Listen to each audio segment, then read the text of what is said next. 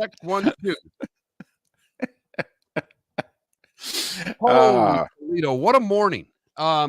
So just a little behind the scenes, because I think people like behind the scenes, especially when I'm in full chaos mode, and that's where we are right now. Because Trent took in last night's incredible Detroit Lion victory, winning their first playoff game in 30-plus years, blah, blah, blah, blah, blah. He's not here. Right. He's in Detroit. Right. And I get in nice and early to get everything going, get logged in, and, well, that didn't work out, because as I'm typing in his name and usernumber, he's not answering. And then it locked him out of every computer in the building. So it's like 20 I had to minutes. wake other people up just to get on the air. And we made it on the air at 6:01. Because Yes, we did. When the opening was playing, David, I wasn't hearing it, and I was in sheer panic. I think all the buttons are pressed correctly. I see the console, the little needles moving back and forth, which means I believe, broadcasting over the air. So I'm of the assumption that we've done this correctly, David. Well, and people are letting us know that they can hear us. So that is a good sign. I have to admit, I wish I'd gotten the answer to this question about 40 minutes ago when you were a lot calmer, but take a deep breath. How the heck are you? I'm great. I'm so excited that we are on the air right now. I can't even begin to tell you how good I feel right now. Well, Paul in our Twitch chat room said, or Sonny actually says, you're loud and clear. Nice work, Mark.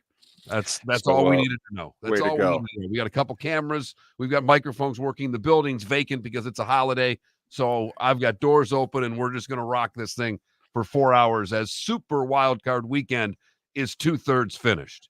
And for the NFC North, it was super. Was it ever? Whew. Weird, obviously, that a playoff game didn't get played yesterday when it was scheduled to be played. It'll be played later today, but I actually think, to be honest, I thought the NFL should have moved the Dolphins-Chiefs game to yesterday. As they were moving the Bills-Steelers game to Monday afternoon, I'm like, well, why don't you just move the Chiefs-Dolphins to 1 o'clock Sunday in its place? I mean, Mike Tirico could still call both games. I mean, he just need a private flight, but he could still get from Kansas City to Detroit in time for kickoff. I mean, come on now. But seriously, Mark, I thought they might. I understand, I was in agreement of them moving the Steelers-Bills game with the weather, and it turned out to be a very wise decision. I mean, yesterday was beyond dangerous in upstate New York there, lake effect blizzard and all that. But, I mean, why play that game Saturday night when you have the chance to play it Sunday at 1? When were you going to make that move, David? Well, I think you make it. I'm bet this is, you think it's just, I'm listening to you and it's like, well, we moved one game, so we'll move the other. I just logistically, I don't know if you could pull that off on the day of the game, David.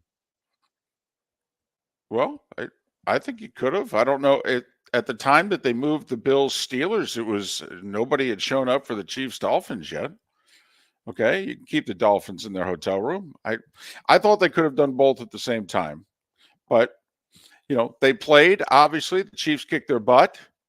And the Dolphins, between walking wounded and lack of performance, didn't look as if they belonged.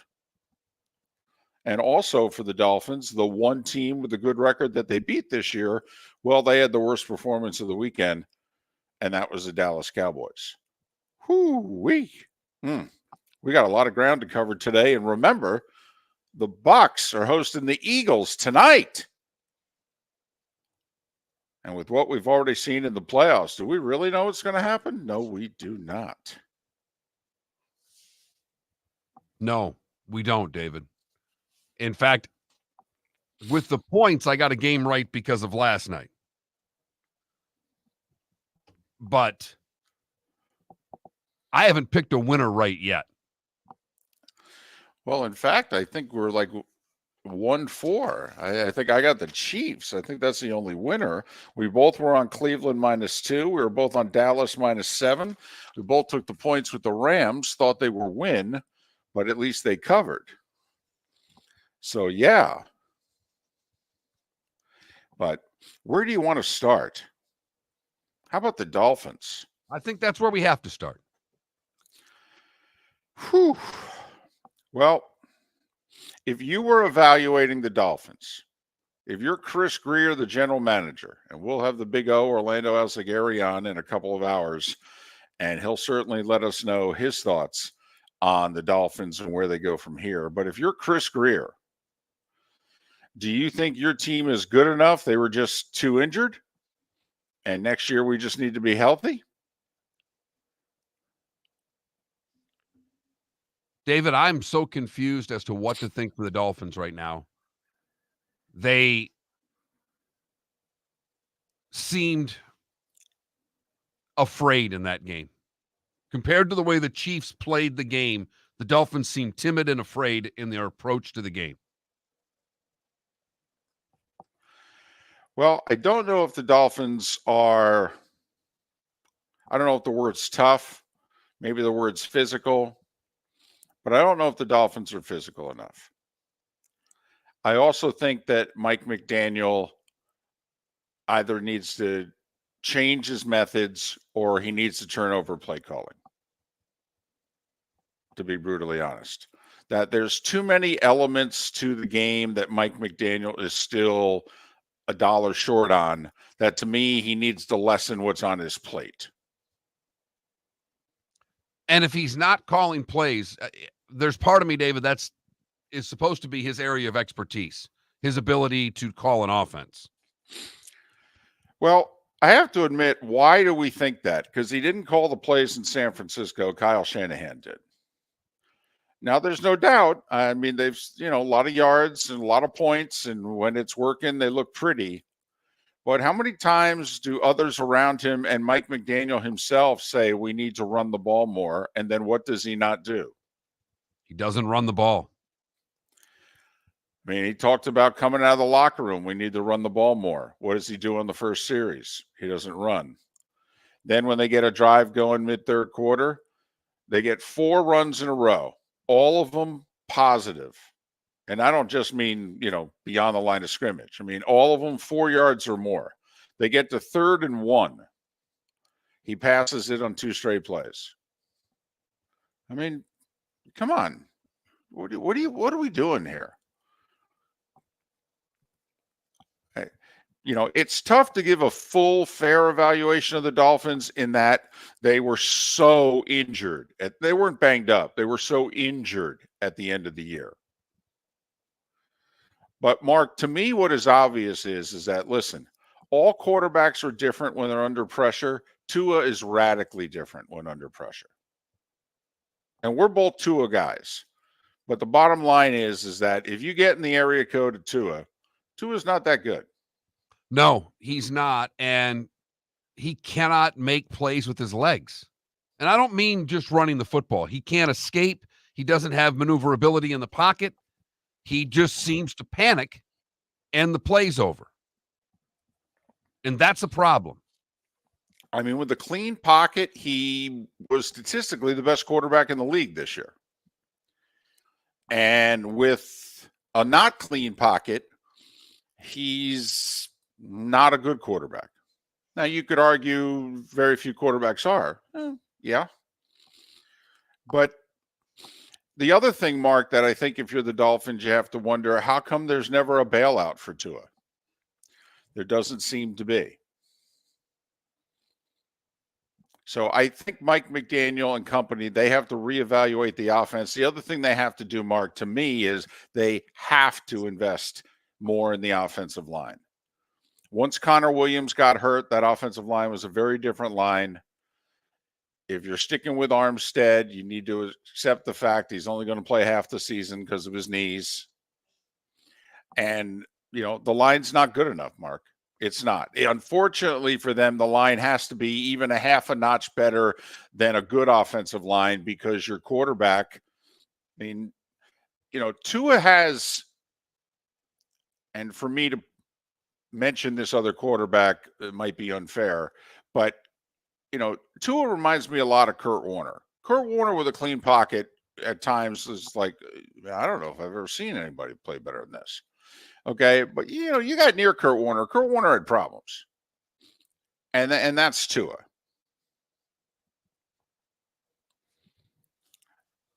But when that pocket gets disrupted, I don't know who we're going to call him.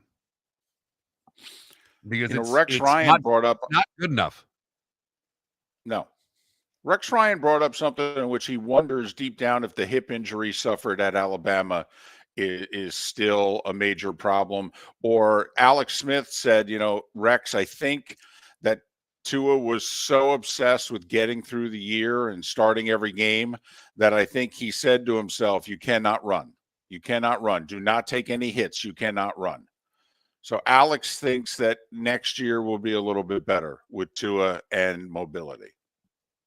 And I wonder if it'll ever be better. I wonder if he has mentally doesn't have the ability to take those chances, that he is so worried about the injury or the fear of injury that it prevents him from doing some of the things he needs to do. Miller and Moulton picking up the pieces for the Dolphins, getting ready for the Bucs tonight, and talking about the NFC North in between. Miller and Moulton, happy Martin Luther King Jr. Day.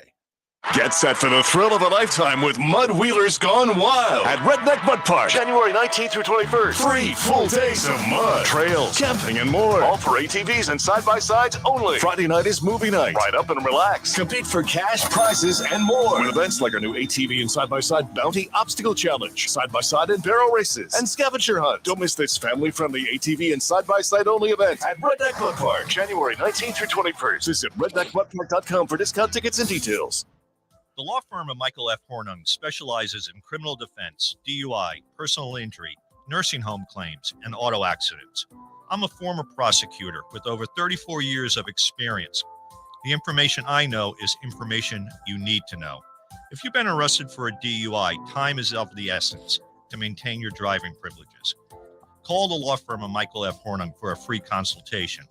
At the law firm of Michael F. Hornung, we are committed to excellence in your representation. Being a local attorney with local knowledge is clutch to the success of your case. For over 30 years, we have successfully represented the citizens of Southwest Florida. For a free consultation, call 239-437-0095. That's 239-437-0095. Our offices are conveniently located in Fort Myers. Visit online at mfh-law.com. Hello, friends and family of Southwest Florida. Are you looking to tap into the electric vehicle market? Well, look no further, because we here at Southwest Florida Golf Carts have just what you need. E-bikes, golf carts, LSVs, scooters, and more. Come down and talk with one of our experienced sales reps, have a soda and a smile, and you could be cruising the streets in your new EV today.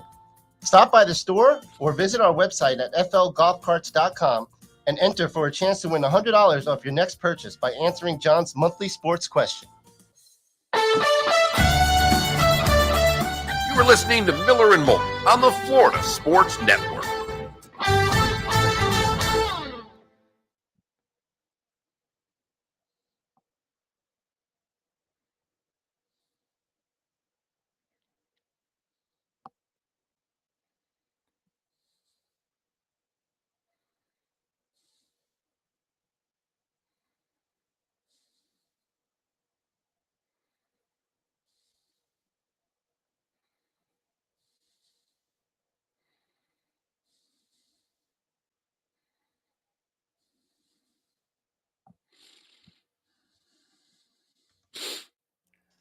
In theory, we can talk to one another now. I know.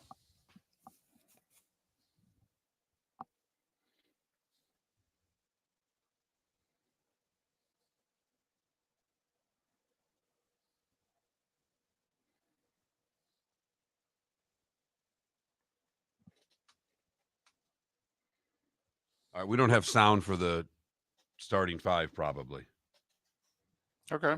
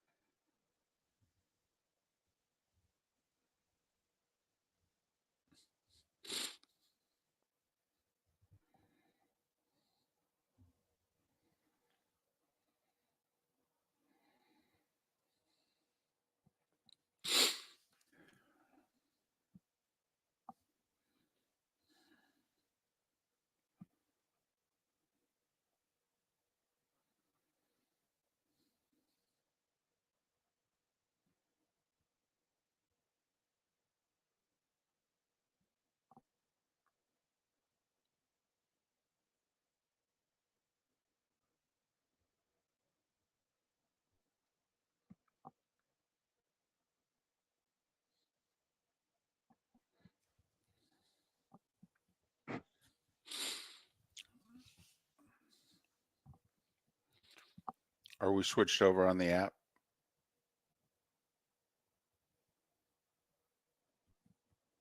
Mark?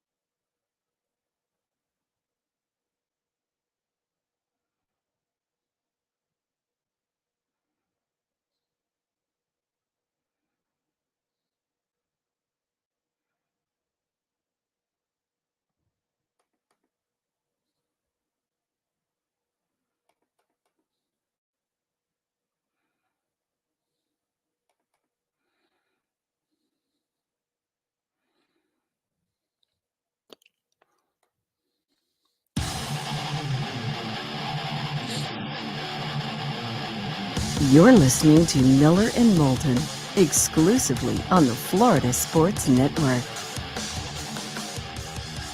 21 minutes past the hour, top of the morning to you on this national holiday. We work because, well, it's in the middle of the playoffs, and we've always worked. Some years we take President's Day off, but that usually comes the day after Daytona, so even that gets in the way. Translation, Miller and Moulton work. It's what we do. We don't Right. know anything else. I got up this morning early with no Trent here and trying to get ready for the day. And I'm like, I got to the building and there's not a car here. And there's usually a couple people. There's several stations in the building in which we broadcast from. And I'm like, oh yeah, everybody's got the day off. Not us. Not Miller and Moulton, baby. Not a chance. Sports never takes a day off. All right, let's get to the 800-pound gorilla. Peacock. How did it go Saturday night with Peacock? Apparently it went very well, David. Based on the national numbers. Are you doubting what NBC is selling? 100%. Now, normally on a Saturday night, a Patrick Mahomes playoff game would probably do mid-20s in terms of millions, maybe upper 20s. And you did have storms throughout the country, so people were not doing what they normally do in probably half the country on a Saturday night. So I think there was a chance, that a Chiefs playoff game could garner 30 or so million on a Saturday night first round game. I definitely think that's possible. And so, Mark, NBC is telling us that 23 million people took in the game on Peacock. I couldn't get it, even though the screen was telling me that I have it. I couldn't get it. What do you mean? Also, I couldn't get it. I could not get the game to come up. All right. That seems like a problem. It does, right. And even though the screen was telling me that I've got Peacock, all right, I couldn't get it. So now, full disclosure, I was pretty sick Saturday, all day and night. All right. Got some food poisoning. I think I'm still recovering from it.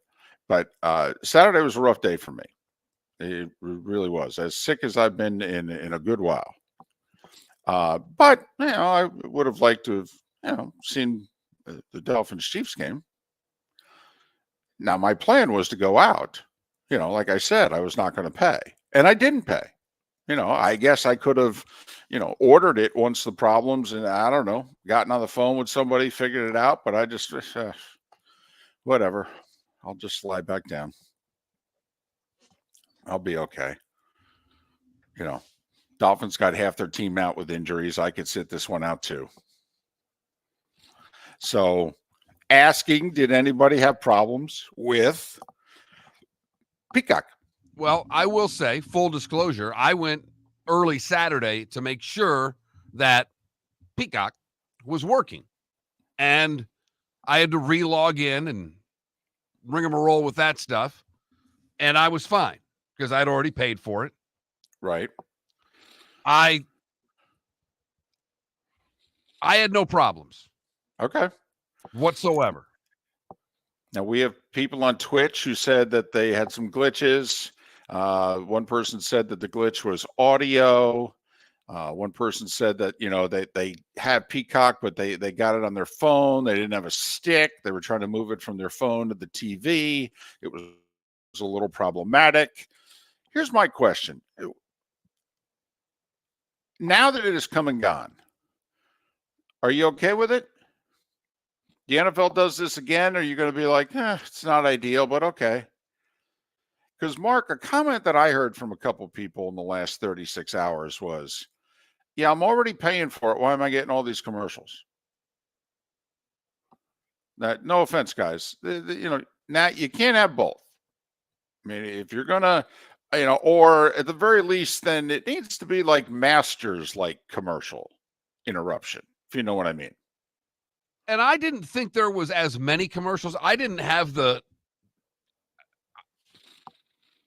I thought there were fewer commercials. To me, they stayed with the game longer, more often, through timeouts. Maybe I'm on my own here. But I didn't seem to have the problem that others had with the commercial load.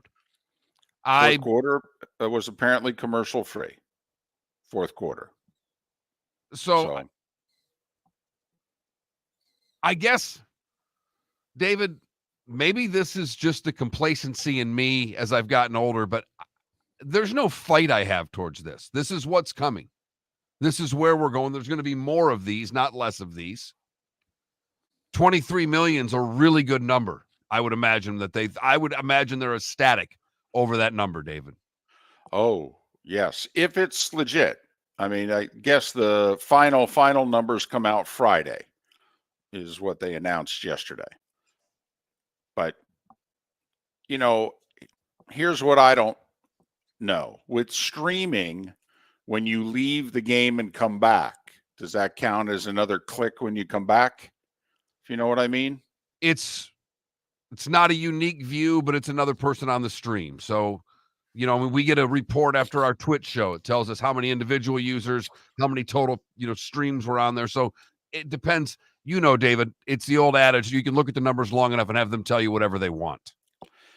Spits on Sports in our Twitch chat room asks, does that 23 million include those that were watching on television in Miami and Kansas City in the home markets? Well, that's not how they're selling it. They're saying that 23 million that went to Peacock, but that wouldn't surprise me if they brought those two in. You got to remember, though, adding those two markets in terms of households, I don't know if that's much more than 1 million, to be honest. So the NFL went to the dark side, and it certainly looks as if, Mark, we gave in. And what was it, $5.99? For a month. That's what it costs for Peacock for Right. a month, $5.99. For a month, right. And so, now that you have it, I mean, there's going to be Big Ten basketball during the week if you're interested. There's other sports. Never mind, obviously, they've got programming. Other than that, or if you just, wanted it for the game, cancel it today. Yeah. Pay your $6. You paid $6 for a game. It's where we're at. And your only fight is to do what David said, and that's to quit watching the games. That's your response. And I'm not at all giving you a hard time, David. It's one or the other. You either embrace it and buy it, or you quit watching, because I don't think there's a middle ground here. And I was not going to watch it. I was going to go out, and then I was sick, and so I couldn't leave the house, believe me.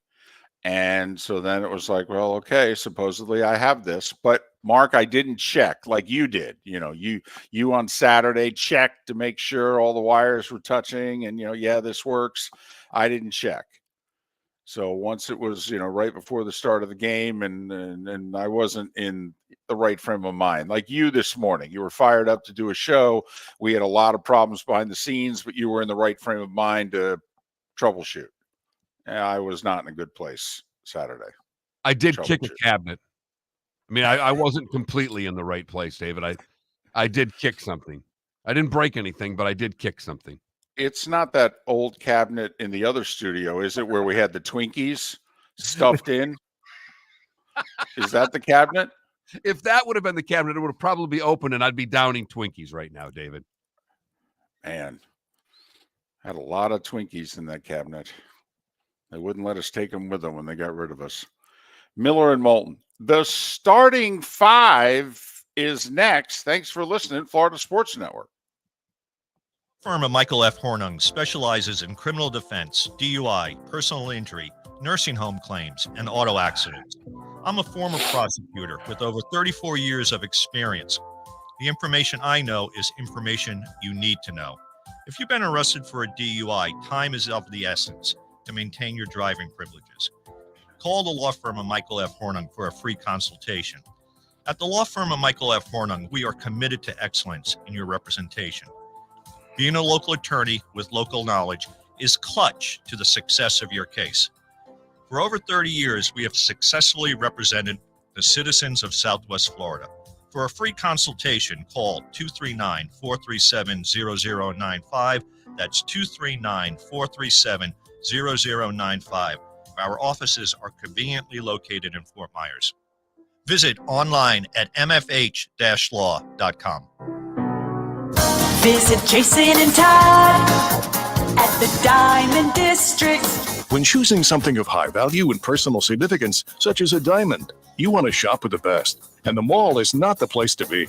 Here are my friends, Jason and Todd with the Diamond District. Take a stroll in the mall, pop into a few jewelry stores, and you'll soon discover you're in the wrong place. Rings begin to look all alike. You're not finding GIA certified diamonds.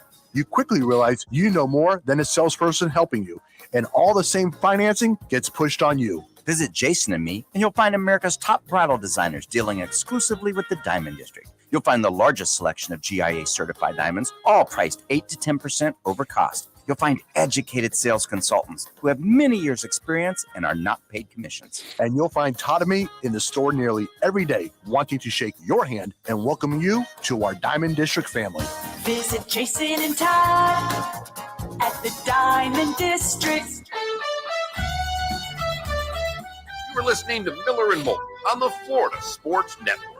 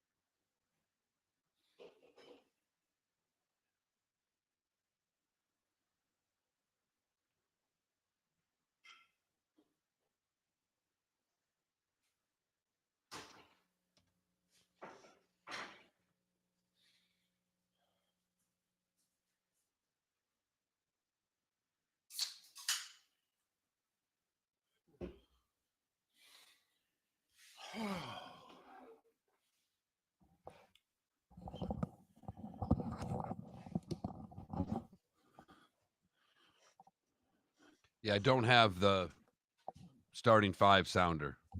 Okay. Because I'm not on Trent's sign-in, so it screwed all that up too. Okay. That's all right.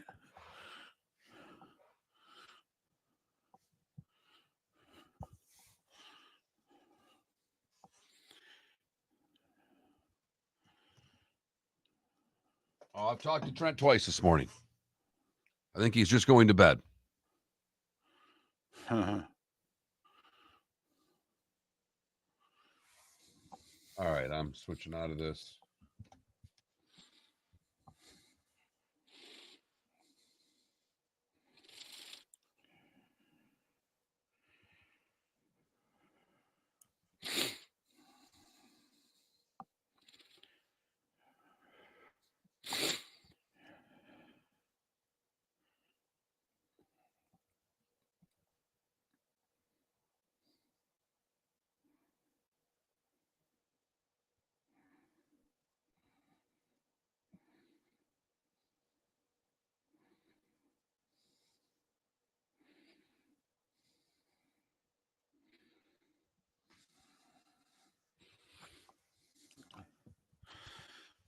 Well, Paula, I think Tampa Bay would be best for the Lions.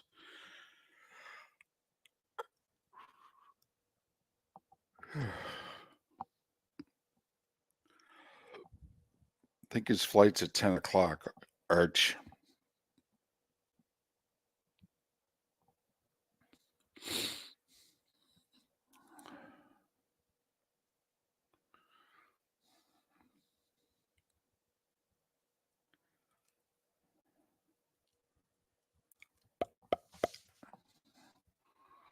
Huh.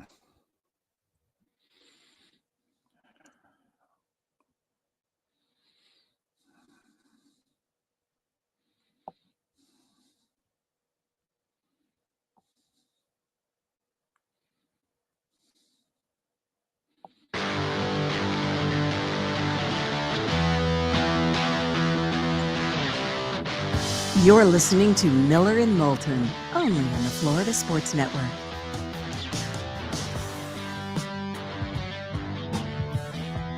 "22 minutes before the hour. Thanks so much for being with us on this holiday, Miller and Moulton. Florida Sports Network, floridasportsnetwork.com. Heck of a show we got lined up today. I mean, we barely got on the air. Let's just hope the producer can get everybody on. Well, A lot of pressure. The producer's already gotten us on the air as lead producer and chief engineer. I think he's doing a hell of a job. Also happens to be the co-host. His name's Mark Miller. Welcome to Miller and Moulton here on the Florida Sports Network. Ray Fittipaldo. I have to admit, I don't even know where Ray is. I don't know if he's still in Pittsburgh, but he's covering the Steelers-Bills game for the Post-Gazette out of Pittsburgh. Can't imagine he traveled yesterday. What's it, about 3 hours, Pittsburgh to Buffalo? That sounds about right. But Kurt Bodenhausen from Sports Business from Sportico is going to join us. We haven't touched upon this yet. Anybody hear the story that broke late Friday into Saturday? The NFL is going to buy into ESPN, and ESPN's going to start running NFL Network and NFL Films, and got to talk to somebody about this. I mean, a league buying into ESPN. The NFL's literally going to own a good chunk of ESPN. Not a majority, I don't believe, but still. And the Big O, Orlando Alcigari, as we pick up the pieces for the Dolphins. 11-win season. And now they have the longest drought without a playoff win. 23 years and counting. The Big O will join us as to where he think they need to go from here. But right now it is time for the starting 5. And boy, it was a good day for the NFC North. Mark, on the holy blank scale of 1 to 10, where were you when it was 27-0 Packers late first half? In 11. If these go to 10, this one's in 11. This was the push over the cliff. Packers 48-32, and the game wasn't even remotely that close in Big D. First 7 seed to win a playoff game. This is the third year that we've had 7 seeds. 3 of the previous 4 7 seeds had been blown out. The Dolphins gave the Bills a tough time last year before losing with Skylar Thompson. So the Packers now go to San Francisco. That game will be Saturday night, by the way. Saturday night on Fox will be Packers and Niners. Aaron Jones with 3 touchdown runs. Jordan Love with 3 touchdown passes. Boy, Mark, the rookie quarterbacks in terms of playoff rookies, in their first playoff games, man, they really struggled. I mean, they really did, David. It's what we said would happen. They would have a tremendously difficult time. Yep. And experience is everything. Yep. The moment, you have to experience it a couple times before you can, get used to it. Yeah, the CJ Stroud, Jordan Love were like, what are you guys talking about? Jordan Love's looking around like, you do know it's my 4th year in the league. I was just waiting for Aaron to leave. So he had struggled for a majority of this year. And I'm watching the Thanksgiving game. And Jordan Love's coming out party is that Thanksgiving game against Detroit, which he's just balling. And I guess it's why you just don't ever argue with your mother-in-law, because my mother-in-law kept going, well, he's really good. He's really good. And I'm like, he sucks. I would respectfully say to your mother-in-law, 2 weeks later, he was in Jersey. He got outplayed by Tommy DeVito. Right. Okay. I mean, let's not anoint him anything yet, but Mark, his A game is an A. I mean, he doesn't bring it every week yet, but boy, when he brings it, he's really good. He brought it, so did Green Bay. And the youngest team in the league is now going to go play the Niners. Meanwhile, last night, Lions pick up their first playoff win in 32 years. They hold off the Rams 24-23.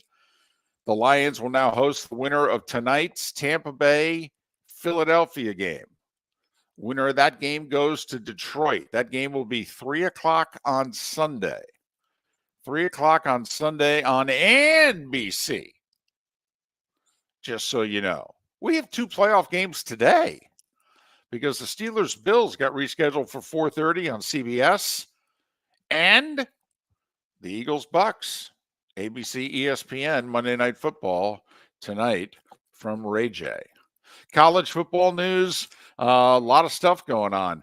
First off, remember that story, Cam Ward, the Washington State quarterback, and I'm going to transfer. No, actually, I'm going to go to the draft. A week and a half went by, and yesterday he announced he's actually going to the Hurricanes, who were very disappointed when he announced 10 days ago he was going to the draft. Turns out Cam Ward didn't sign with an agent. So just because he verbally said he was going to the draft, that don't mean a stinking thing. So Cam Ward's a Cane. Chargers are going to meet with Jim Harbaugh. They're the first team to officially set up a meeting with Jim Harbaugh. Mark, I don't know about you, but don't you have to not let him leave the room without sorry, you can't get back on the plane, to sign this? 100%. No. You can't, if you're the Chargers, you cannot lose him to Vegas, David. If that's what you want. Or to the Wolverines, quite frankly. I don't want him going back home, meeting with his wife in where? Ann Arbor? No. If you're going to do this, you got to do this here. I'll set you up in a hotel suite. I'll give you 24 hours. You can Zoom with your wife and family, but no. I'm not letting you land it back in Ann Arbor where they'll have the band playing and all that. But the Chargers are going to meet with Harbaugh. Jed Fish left Arizona for Washington. You know my thoughts on Jed Fish. I think he's a hell of a coach. Did a great job at Arizona. Builds a program the right way. And speaking of Michigan, their quarterback, J.J. McCarthy, and their star running back, Blake Corum, they both declared for the draft. Not a surprise. Although, I think McCarthy's making a mistake. I do. Did J.J. McCarthy do something in college in which you went, oh, damn, that's special? I mean, He would come back next year on an inferior team, and more of the burden would be on him. To a degree, David, but Michigan's never going to change who they are. They're going to be a run-first team no matter whom the coach is. So I don't know how much he helps himself by playing on a 7-5 team where he's doing a lot of the same things. Do you think J.J. McCarthy gets drafted day 2? No. Yeah, see, that's my worry. To me, if you're going to come out, you got to be a day 1, day 2 guy. And I'm worried he could slip to early day 3. Bama wide receiver Isaiah Bond, remember the 4th and 31 catch against Auburn? Yeah, he transferred to Texas, and he said, oh, this is 100% because Nick Saban retired. Yeah, I came here because of Nick. I'm leaving because of Nick. Absolutely. College hoops, FAU, a winner at home over UAB by 13. The Owls likely to remain ranked in the top 25. They're at 24. Maryland continuing what was just an awful week if you're ranked in the top 10. 10th ranked Illinois at home got beat by the Terps 76-67. Mark, what did we figure out? Numbers 1, 2, 3, 5, 6, and 10 all lost games last week? Oh, yeah, and that doesn't even get down further on the list. You brought up Gonzaga that lost at 24. I mean, San Diego State got beat yesterday on the road. I think they were ranked 19th. I mean, it was murderer's row if you were a ranked team in college basketball last week. Women's hoops, Miami lost to Notre Dame by 11. Florida State with a nice win at home, or 11th ranked Vatech, 89-81. Gators beat the Dogs. South Florida lost at Rice. NBA, the Heat said they're going to unveil a D. Wade statue in front of the arena at the beginning of next year. Do you think Dwayne Wade is worthy of a statue? You're asking the wrong guy here, because I think there's a lot of statues these days, and I don't seem to have the understanding. But if it makes people happy, then I'm fine with it. I'd never thought, to me, you have to be in rarefied air to get a statue, and that doesn't seem to be the case anymore. So give him a statue. He is. Now, see, this is an interesting. Do you consider him the greatest player in Heat history? For the totality of his career, of course. But for the 4 years he played with LeBron, he was the second best player on the team. But he does go down as the greatest Heat player, right? Right. Okay. Heat beat Charlotte 104-87. Anybody see the end of the Milwaukee-Sacramento game? This Dame Lillard guy is really good at the end of games. Sacramento hit a free throw to go up 2, and Milwaukee had like 5 seconds, and they inbounded the ball to Lillard. And, he just took his time, but pulled up from about 32 feet and swished it. Milwaukee 143-142. Good one in Minneapolis. The T-Wolves held off the Clippers 109-105. Minnesota still with the best record in the West at 28-11. Just a couple of hockey games. It was a good day in Detroit. Not only the Lions win, but the Wings scored 3 in the third to beat the Maple Leafs 4-2. Rangers snapped their 4-game skid, beat Washington 2-1. Pretty amazing. I know no one cares in the Red Wing game, David, but I turned the game on, and it didn't start at 7. And they're running a crawl going, game delayed because of plane's mechanical issues. So the Red Wings plane did not get to Toronto on time. They started the game about a half hour late. For them to win in the third period, that's pretty good. I agree. I would have lost a lot of money betting the other way, if you know what I mean.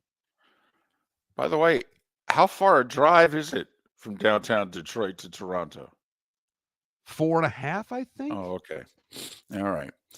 The Australian Open got underway over the weekend. That's tennis, ladies and gentlemen. Yeah. How about that?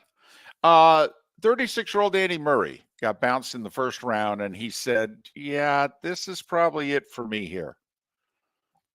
I know I've hinted at it before, but I don't think I'm coming back. Murray, 5-time finalist, never won it.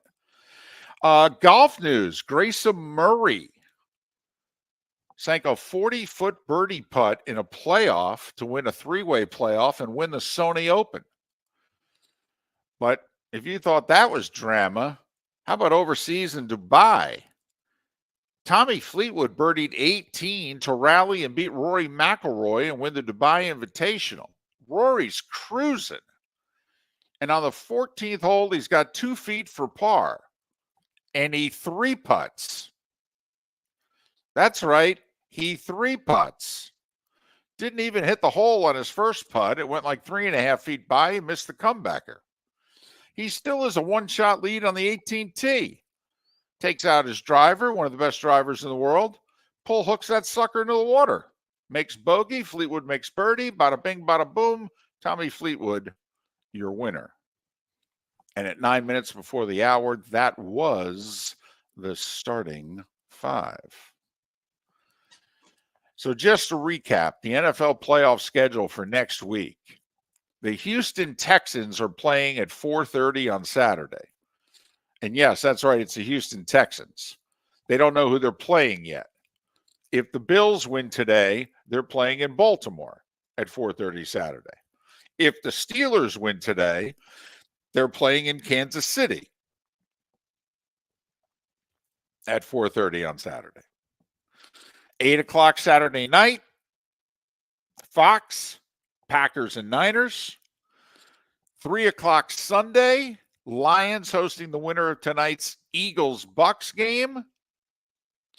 And then the 6:30 Sunday game, which will be on CBS. Well, it'll be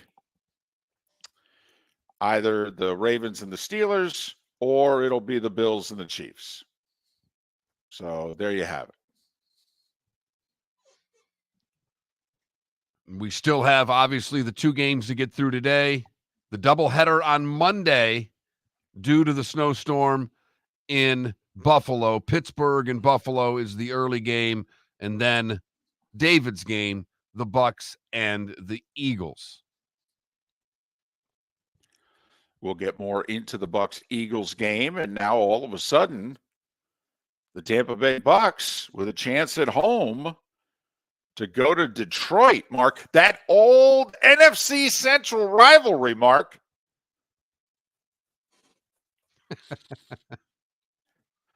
Trent Dilfer, Scott Mitchell, we can really go old school. Barry Sanders. We can go Billy Sims and James Wilder.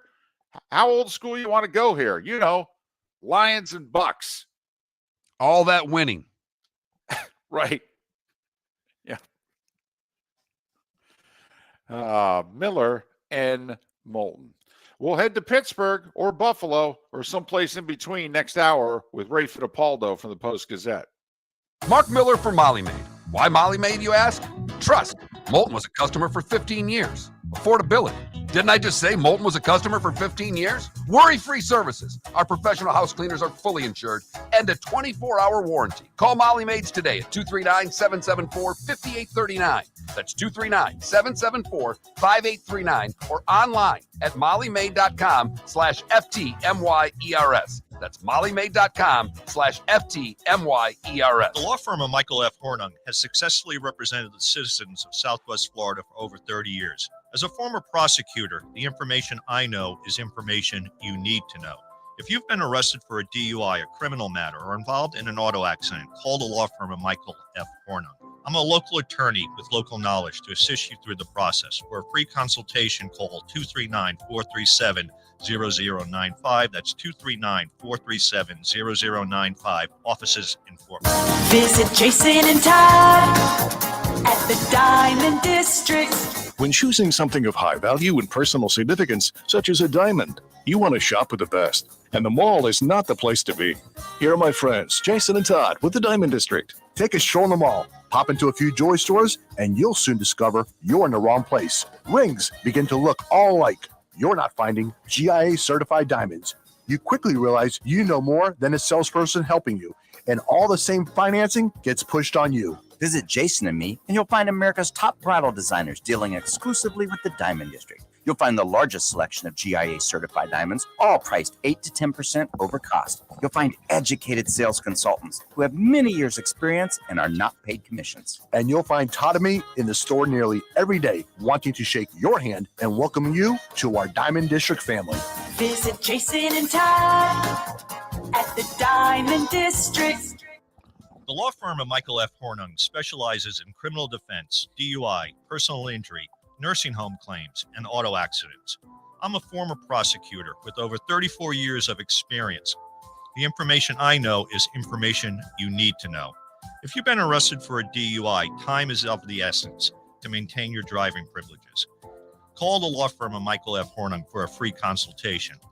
At the law firm of Michael F. Hornung, we are committed to excellence in your representation. Being a local attorney with local knowledge is clutch to the success of your case. For over 30 years, we have successfully represented the citizens of Southwest Florida. For a free consultation, call 239-437-0095. That's 239-437-0095. Our offices are conveniently located in Fort Myers. Visit online at mfh-law.com. You were listening to Miller and Moulton on the Florida Sports Network.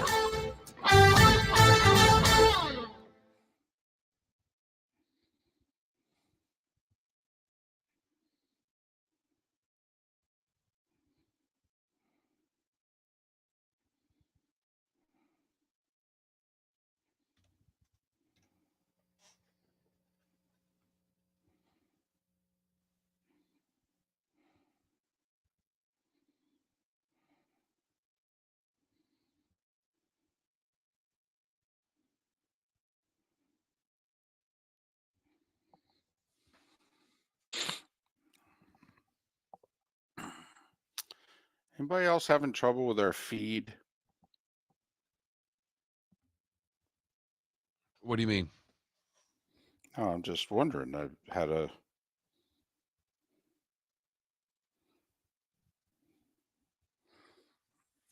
had somebody send me a note saying that our feed is choppy. And I'm asking, is anybody having any trouble with our feed? Because I think it may just be this one person who's having trouble getting it.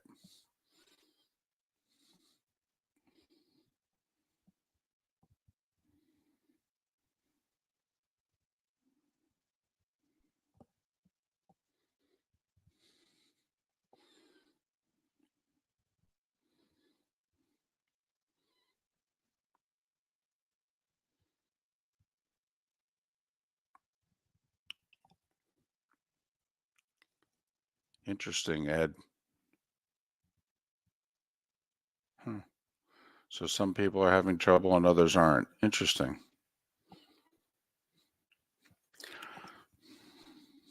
Yeah, David's screen is, but the sound has been fine.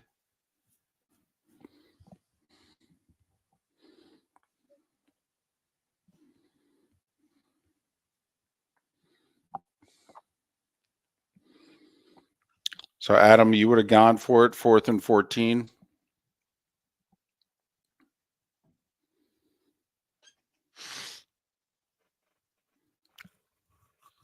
I thought it was an interesting decision by Campbell. 4th and 4 or 3rd and 14.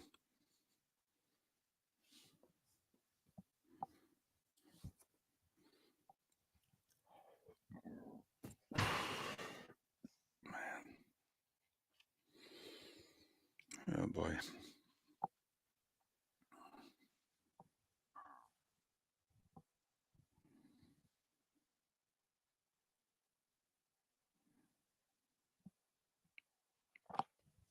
That's the second tight end that Kirby Joseph has torn an ACL with. He did the same thing to Hawkinson. He also hit somebody low last week. I mean, you can't hit him high.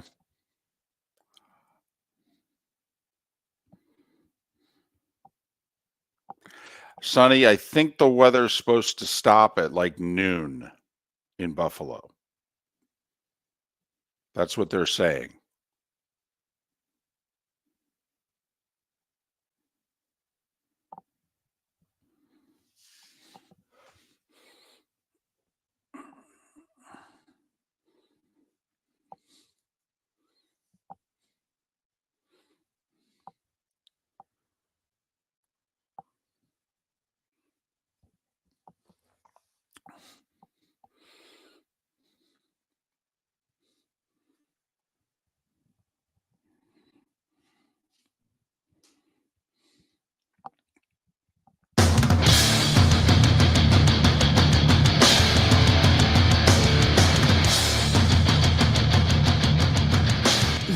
listening to Miller and Moulton, exclusively on the Florida Sports Network. And now here's Mark Miller and David Moulton. Hour 2 of Miller and Moulton on this Martin Luther King Jr. holiday. If you're enjoying the holiday and have your day off, well, good for you. And if you're working like us, well, let's get through it together, shall we? Miller and Moulton, Florida Sports Network, floridasportsnetwork.com. We've talked a little Dolphins. We'll get back to the Dolphins. We have celebrated the exploits of the two NFC North playoff teams. Mark, the one side we've yet to bring up. We're going to role play now. You're Jerry Jones. Get me Belichick's phone number. What are you going to do? Get me Belichick's phone number. You've got it. Bill. You've got his phone number. Come on now. David, what are they going to do? Because you know he went home last night after making his nice comments and how disappointed they were. And then he started drinking. And I don't think he put any glasses in the dishwasher. I think he just threw them as hard as he could against the wall. They got beat down yesterday. Yeah, they did. They did. And his quarterback threw a couple more interceptions. Yeah. Mm-hmm. And once again, they can't win in January.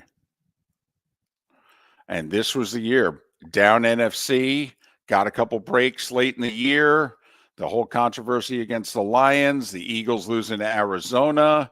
And next thing you know, you're NFC East champs and you're the 2 seed. And you can get 2 playoff games at home. 2 playoff games at home. You're a full touchdown favorite against the Packers. I mean, come on now. It's your year. It's time to just go get it done. And, obviously that didn't happen. What do you do if you're Jerry Jones? Mike McCarthy has had back-to-back 12-win seasons. I'll give Dak Prescott credit after the game. He said, yeah, he's the reason I had as good a year as I had this year. If you're going to blame anybody, blame me. They will, Dak. Don't worry. Right. You're next. Don't worry. We'll get to you in a second. Okay. Maybe a week. We'll get to you by the end of the week. I was thinking a couple things during the game. Boy, you're Dan Quinn. You have to interview coming off this game, huh? Damn. Really? Youngest team in the league just lit you up. And they took their foot off the gas with about 10, 12 minutes to go, too. I mean, hell, they could have put a 50 burger on you if they kept playing. Oh, man. Most points Cowboys have ever given up in a playoff game, too, by 10. They've been in a few playoff games. Did it any way they wanted to. I mean, Green Bay, if they wanted to run it, they ran it. If they wanted to throw it, guys were wide open. They scored on 6 of 7 possessions. And threw in a pick 6 just for the heck of it. But I'm serious, Mark. What do you do if you're Jerry Jones? And, David, I was serious earlier when I said, you call Bill. Okay. Fine. Does a Belichick defense give up 48? Well, no. But, I mean, in fairness, Dan Quinn had never had a team perform like that either. In Seattle, Atlanta, or Dallas. I mean, Dan Quinn's defense never imploded like that before. But, yeah. You know, I mean, Belichick's last playoff game, he gave a 40-something to Josh Allen and the Bills in a blowout loss. I mean, eventually it happens to everybody if you coach long enough. But, Mark, let's face it. If you pick up the phone to call Belichick, you're wanting to hire him. Yes. I mean, you're not kicking the Tigers. You know, Bill, what are you doing next year? You going to go on the boat in Nantucket? You're going to go see Jimmy in Key West, or what are you thinking?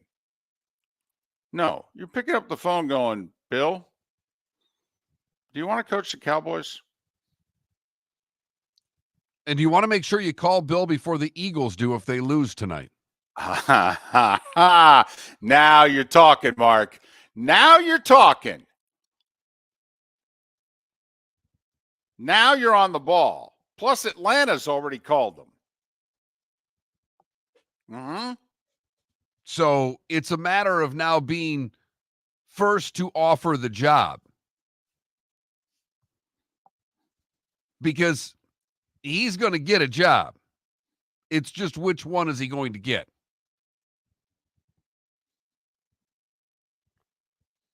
So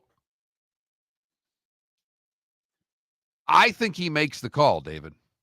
I really do. So you think he picks up the phone and he calls Bill Belichick? Yes. And remember, if you pick up the phone to call him, you basically have to be prepared to offer him the job because, like we talked about, we're pretty sure Atlanta is wanting to give him their job. And you and I both think that Sirianni is coaching his last games with the Eagles, whether it's tonight in Tampa or whether they win and then they go to Detroit. I mean, we think Nick Sirianni is on borrowed time. He doesn't make the week.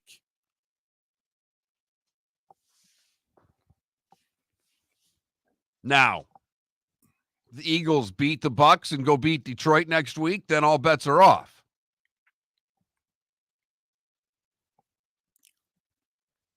But if you are serious about it, you need to get out in front of it. And Jared's not getting any younger. No. Arthur Blank's in his 80s. He thinks his roster is good enough to win a Super Bowl, David, Yes. which leads to one conclusion. The coach screwed up. Well, or the quarterback, and the quarterback's tougher to replace. I will say, not the performance you'd want to have entering the final year of your contract, in which, in theory, you're negotiating, that big 5-year, $250+ million deal, which somehow, some way, that can be made cap friendly. I don't get it either. But Dak's cap hit for next year is like 56. So they're going to have to do something with it that usually involves an extension of some kind to lower the hit. Or are they going to let Dak be a lame duck? They're going to pull the Vikings with Kirk Cousins. Oh, we'll just play it out, see how it goes. Oh, okay. They can't tag him, by the way, after 2024. They can't. Dolphins can tag Tua. Dolphins can let this play out. And don't worry, we'll have plenty of time to get to Tua. What do the Dolphins do? Entering the final year of his contract, he'll count about 22 to 24 million against the cap. Do you sign him to an extension?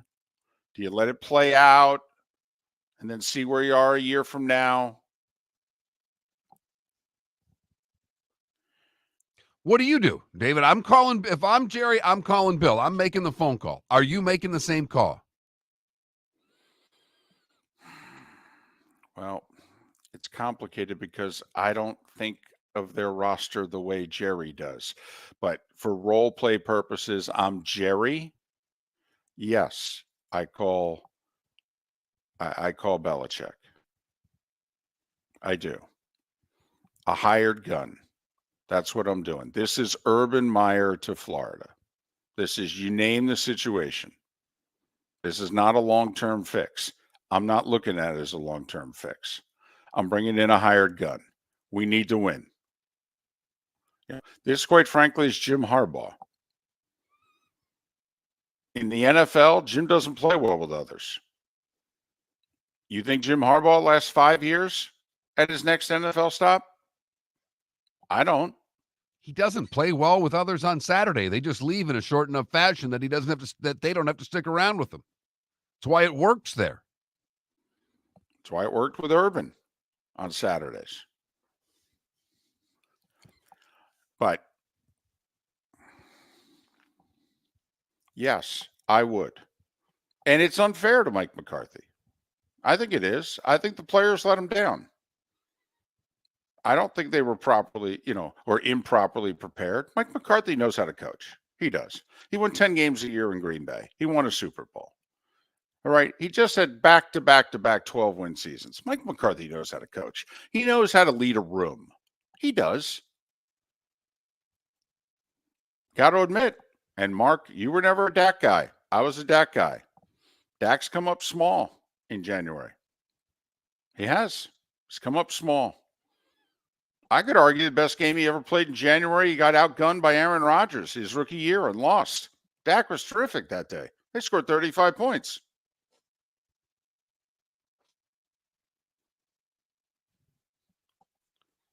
But down early, throws a key interception, then follows it up with a pick six, and the game's over.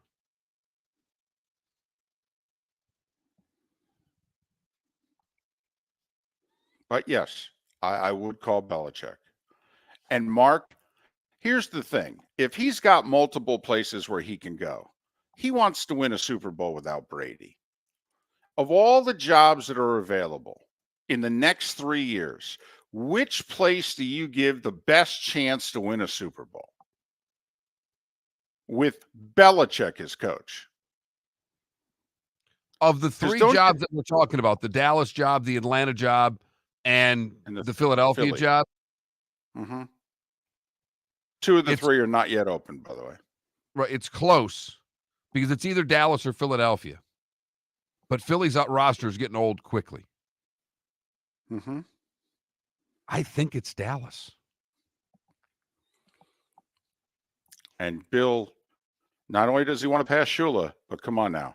He desperately wants to win a Super Bowl without Brady. Come on. Maybe not as desperately as Jared Goff wanted to shove it to Sean McVay last night, but it's probably in the area code. Miller and Moulton. We're not going to have a play of the day, right? No. No, that's not taking happening. the holiday off. Right. We got on the air. All right. That's our play of the day. That was our Unless play I can pull up a highlight on my phone and play it over the microphone. It's about the only shot that we have.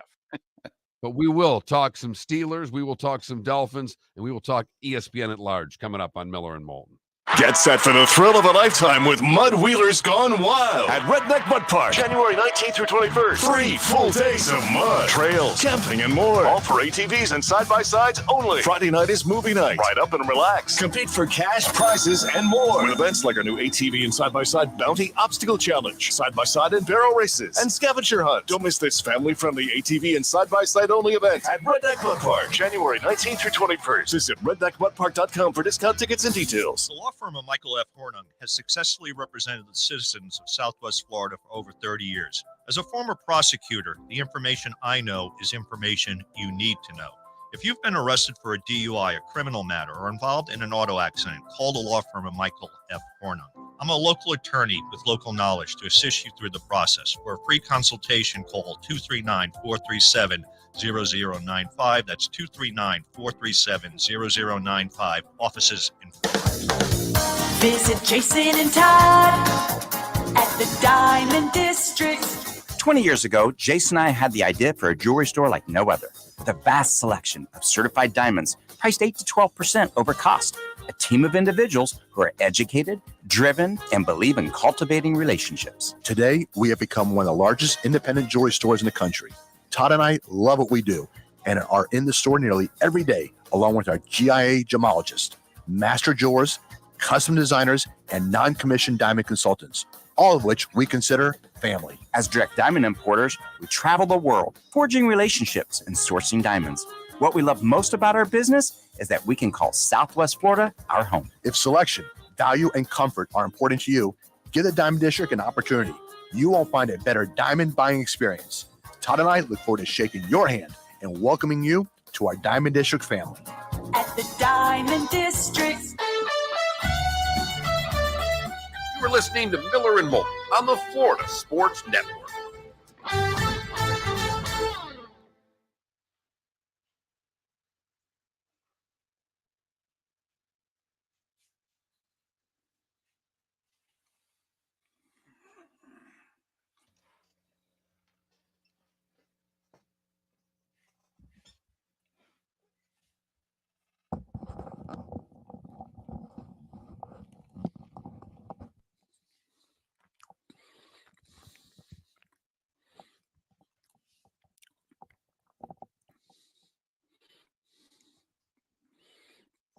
No, EB Hill. I don't think the Bucks roster compares favorably to Dallas or the Eagles. Atlanta.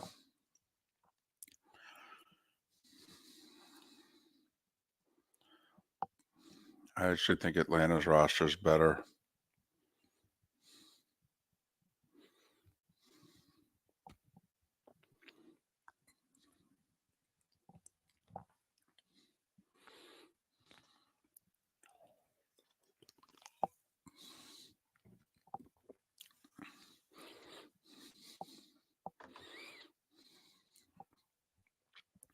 Guys, when you're talking about Dan Quinn in that Super Bowl, remember it was 28-12 early fourth quarter. You had the crazy Edelman catch. You had Kyle Shanahan blowing it with his play calling. I don't think that was all on the Falcons defense there. Plus, they certainly did enough for 3+ quarters to win that game. They gave up 48 points yesterday in basically 3 quarters, 3 and a bit. I mean, come on. Dan's never had a defense perform like that.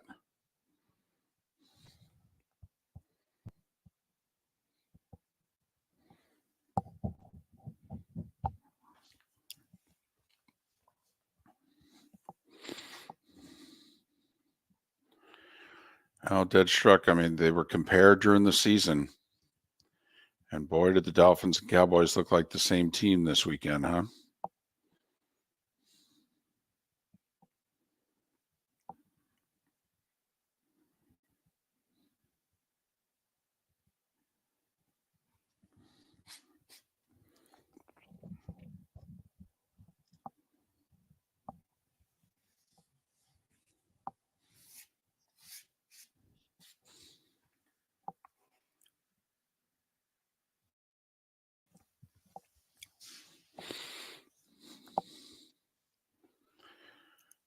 Yeah, Johnny Mack, and we talked about it for a couple of weeks. When does Flacco strike midnight? I just didn't think it'd be against Houston. I thought it'd be against the Ravens.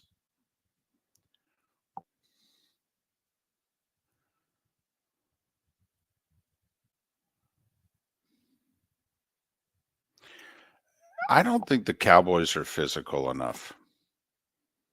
Certainly not defensively. It's a defense built on speed.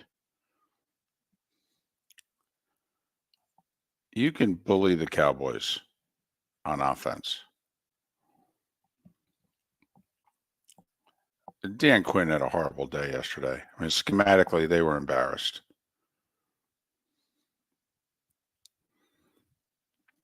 I mean, that's just a bad day at the office. What we thought was going to work didn't.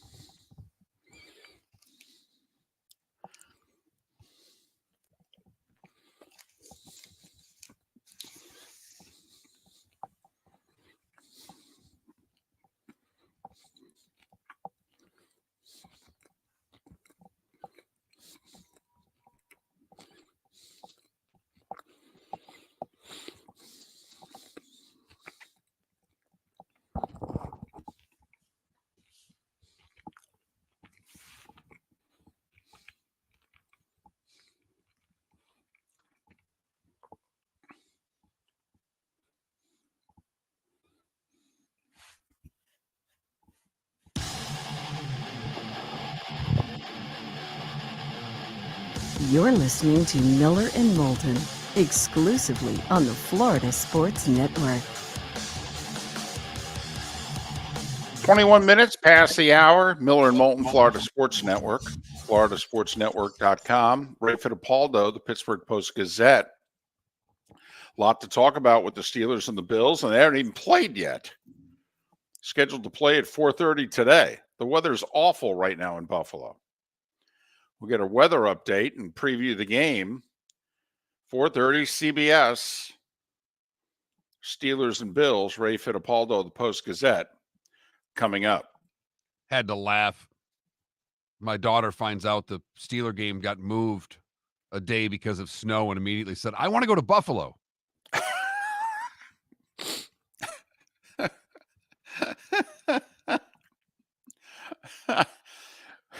That's what. Did you say, well, honey, if we go to Buffalo, we got to put you to work. $20 an hour. They need snow removal. Exactly.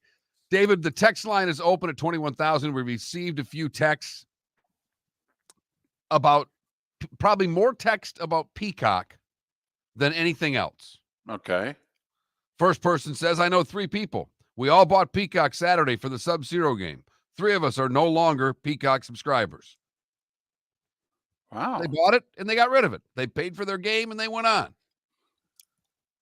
That's interesting, though, because in theory, you have 30 more days, right? Or at least 29 more days. Guys, it's called progress. I'm sure people complained when cable TV came out. Streaming is the future. Cable and cable bundling is dead. You know, this guy has been using Peacock to watch ND football for 2 years. I think it's fine. And then, of course, this texter says, I wish America boycotted Peacock.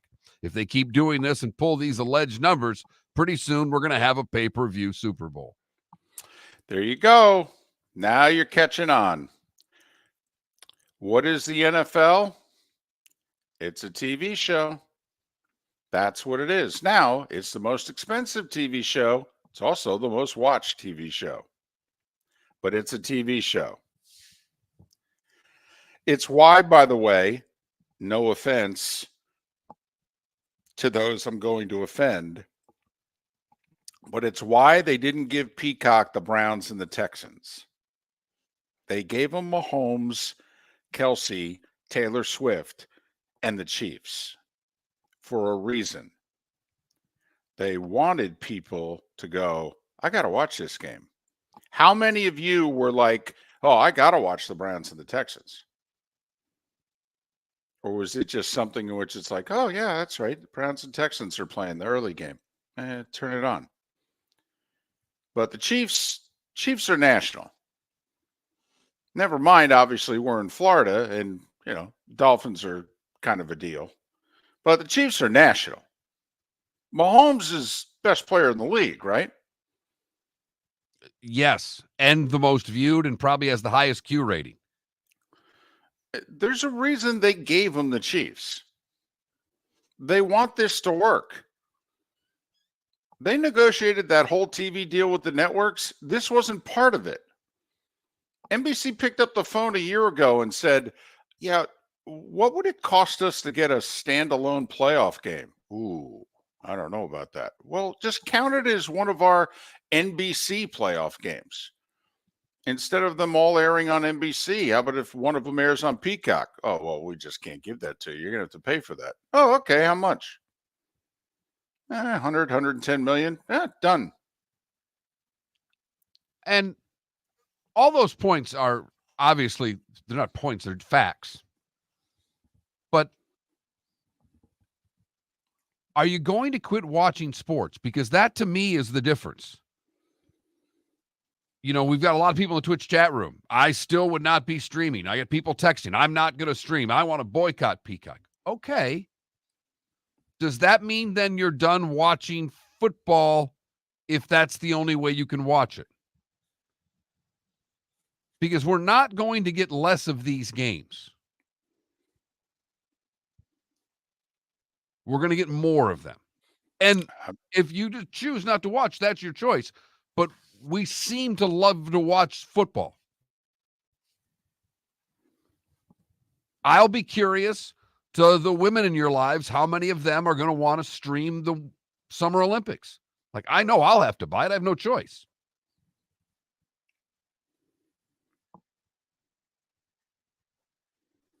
I have to admit, and while I can be old man on the porch, get off my lawn guy from time to time, right? I guess I'm waiting, Mark, to figure out a way to bundle it all, if you know what I mean. I'm thinking if I give it most of the rest of 2024, that a bundle is going to come out soon. if you know what I mean. I'm tired of paying $6.99 for this, $9.99 for this, $13.99 for this. I'm like, okay, guys, figure it out. They have, I mean, in a lot of ways, because I get a lot of mine right through my phone provider.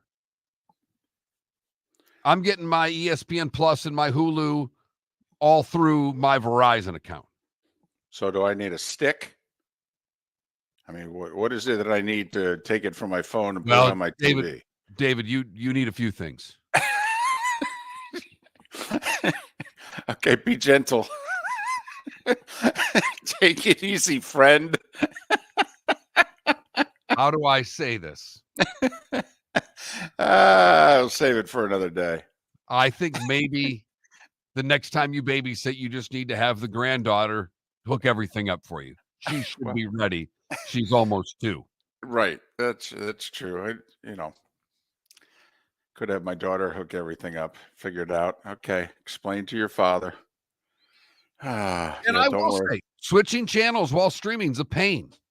It is. I don't know what to tell you. Right. That's all. I guess I'm waiting for it to just them to figure out, or for me to figure out how to bundle it better. And also, I'm not crazy about the whole inability to switch channels in a timely fashion. That does bother me. So I'm not big on watching sports via streaming right now. That's a mental block of mine that I'll have to get over. But like, for instance, YouTube TV, which is where I get my live streaming, it's very easy to switch channels. Very easy. Now, going from one service to another, if you're watching the football game last night and you wanted to switch to a hockey game during a commercial break, those days are over. You basically can't get it in time. By the time you've switched to their game, it takes long enough, you'll have to switch back. That's a problem, David. That I'm not going to lie to you. But 21,000's the text line. Your comments on whether it's the games, whether it's streaming, whether it's anything that happened over the course of the weekend, feel free to chime in. Adam says what bothers me is that there's a delay. No, it doesn't, because first off, I know there's a delay. And secondly, it's not a delay to me. I'm watching TV. I don't know if the delay is 15 seconds or 15 minutes. It doesn't make any difference to me. I'm watching it live, so to speak, for me. But that's all. So we're asking you, did you watch on Peacock? What'd you think?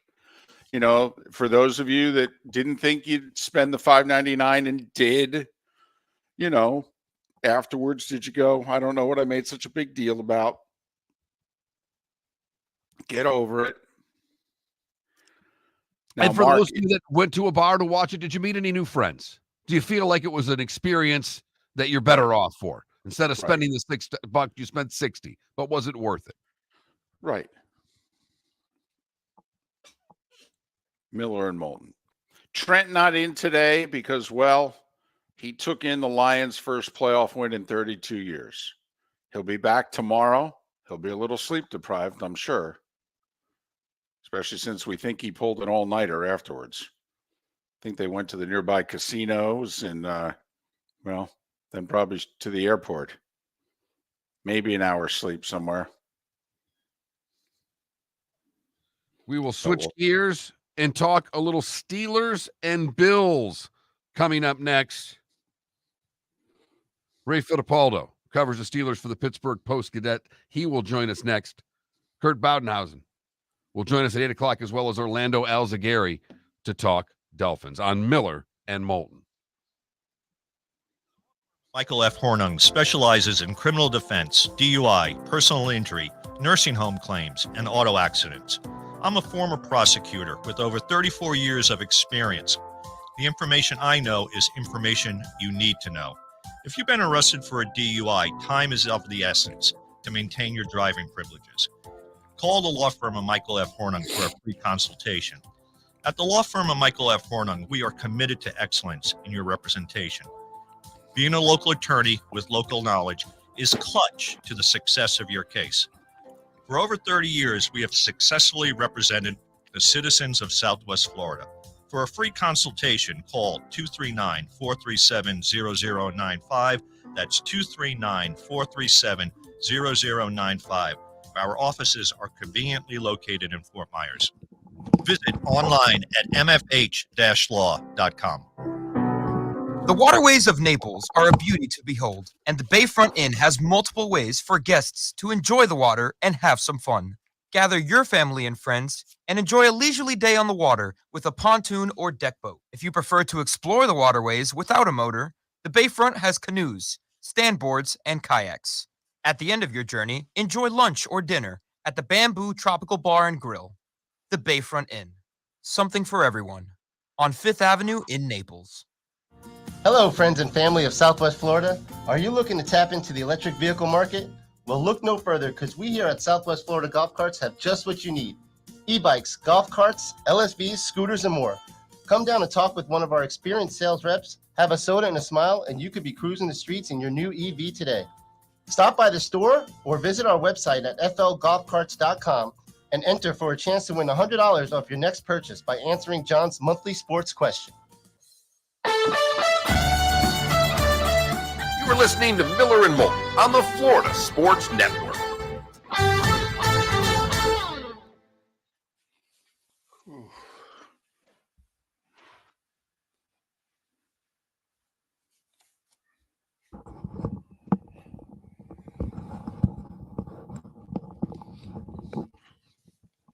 Well, Chris, I didn't know anybody cared about Ohio State basketball.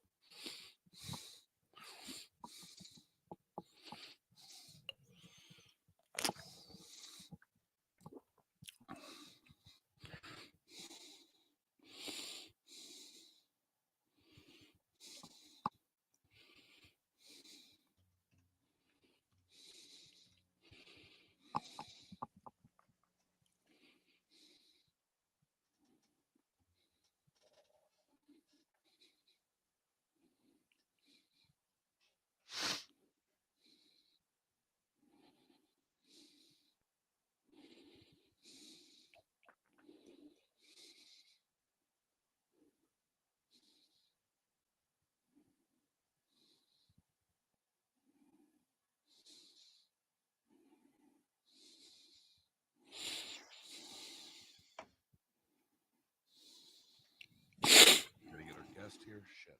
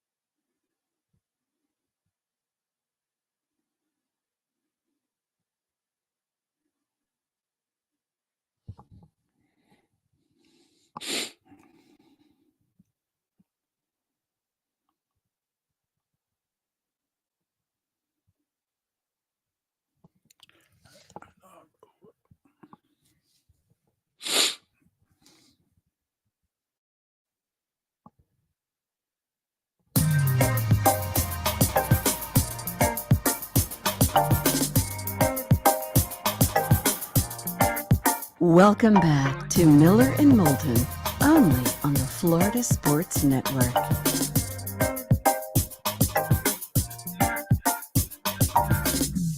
22 minutes before the hour. Thanks so much for being with us. Miller and Moulton on the Florida Sports Network, floridasportsnetwork.com. Orlando Alcigari to talk Dolphins, scheduled to join us 1 hour from now. If you've listened to this show regularly and or you listen to the Big O do his daily podcast at 10 a.m. every day, you have a good idea how fired up he'll be talking about the Dolphins and some of the changes that they need to make. They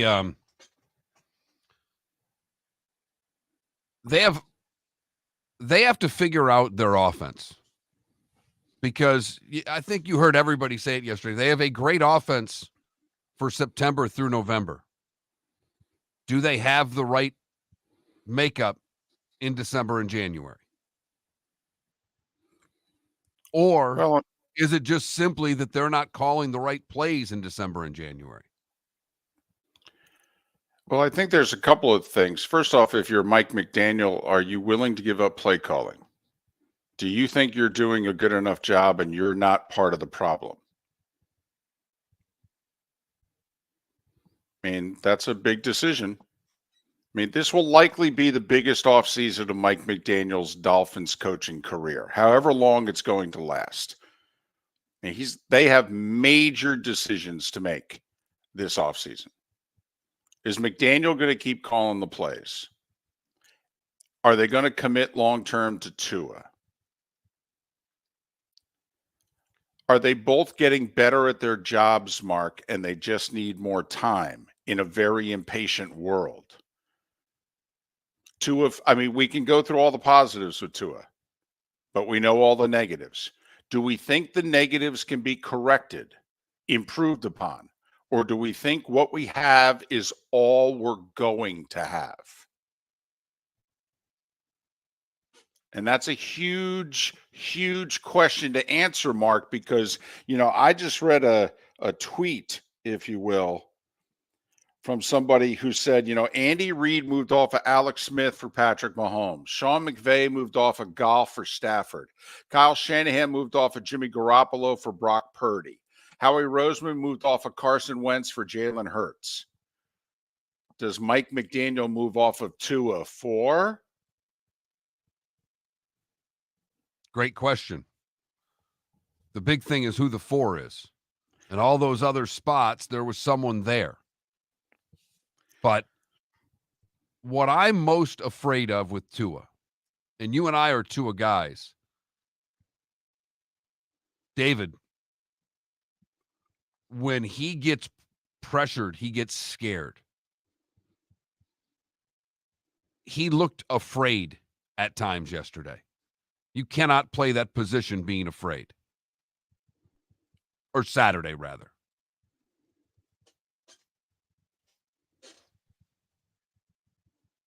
I don't know how. I don't know if there's an improvement. I don't know if with Tua, if we got as good as it's going to get.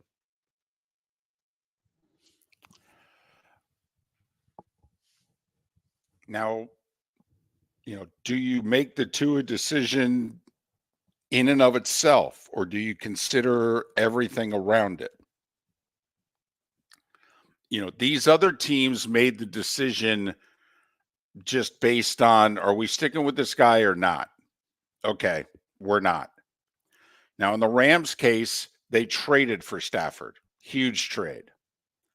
In the Chiefs case, they had decided a year earlier, we got to move away from Alex Smith. We can only go so far with Alex Smith. We need to find somebody in the draft. They found Mahomes. They moved up nearly 20 spots to get Mahomes. The Eagles weren't planning on moving off of Carson Wentz. That just kind of happened over a year. But they had drafted Jalen Hurts anyway.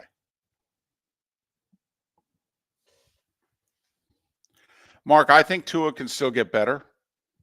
I do. He finally played a full healthy season. I think that was a big roadblock to clear. I do think Tua had it in his head. Don't get hit. Don't get hit. Don't get hit. And by the I same think that's token, damn near the most important thing that's in his head every play to him. I do think the Dolphins need to become more physical, though. I think they need to improve the offensive line. I do think they need to become more physical. And I don't know, I mean, how much you can put on the defense from Saturday. They were so banged up. I'm not going to spend a whole lot of time worrying about that side of the ball. Yeah, I wouldn't either. Because that was not the Dolphins defense that was on the field on Saturday. That was just a bunch of people wearing Dolphins uniforms and helmets. And they kind of sort of kept them in the game for a long time if the offense had done anything. I think McDaniel has to give up play calling. I don't think he's a winning play caller. I think he can get you yards. I think he can get you points. But I don't think he's a winning play caller. And put it this way, Mark, if I own the Dolphins or if I'm Chris Greer, I'm not willing to go another year with keeping Mike McDaniel as the play caller and Tua as the quarterback. I appreciate Mike McDaniel emotionally and otherwise rehabilitating Tua after Brian Flores, by all accounts, had no use for him and didn't want him and didn't even want to play him. Obviously, McDaniel made Tua a decent starting quarterback in the NFL and then some. But I think McDaniel has too much to work on that I can't go into next year with status quo. Who do you feel more confident heading into the 2024 regular season with, Tua or Dak?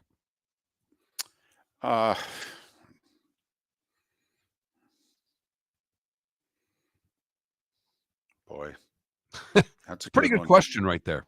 Yeah, it really is. That'd be a hell of a poll question. I might put it up as one. I can still put a poll question up, David. A lot of other limitations I have today. Poll question's not one of them.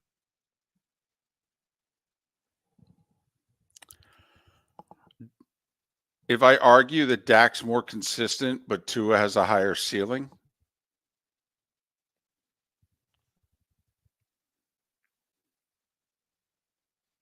Yeah, I don't know who I'd take. I think I'd take Tua, but it would be reluctantly.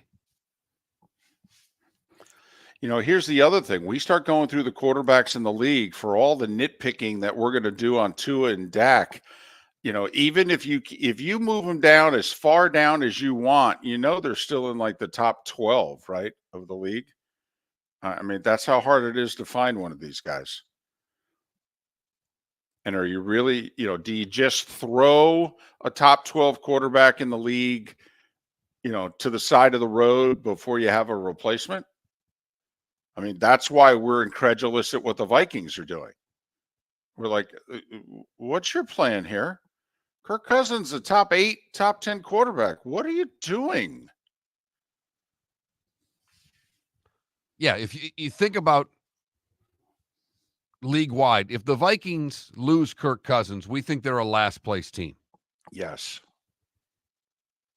Well, obviously, there's not a replacement in Dallas or Miami, but what do you think of those two teams if they lose Tua and Dak? It's damn near the same thing.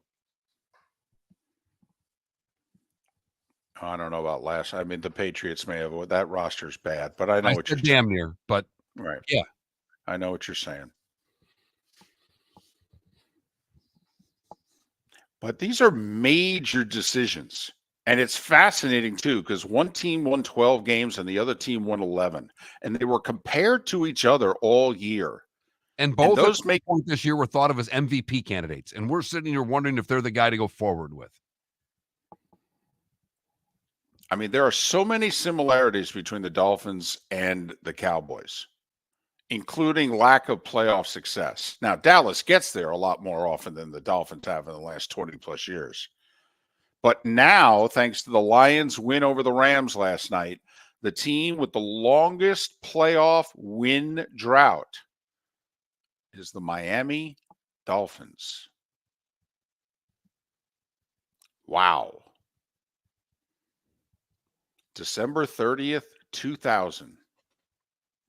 23 years and counting. And that's the other thing. Do you throw out an entire regular season based on 3 hours in January? I mean, Mark, we go through this all the time with the NCAA tournament. You're judging a coach and a program. I mean, Purdue, Tony Bennett in Virginia until they finally got over the hump.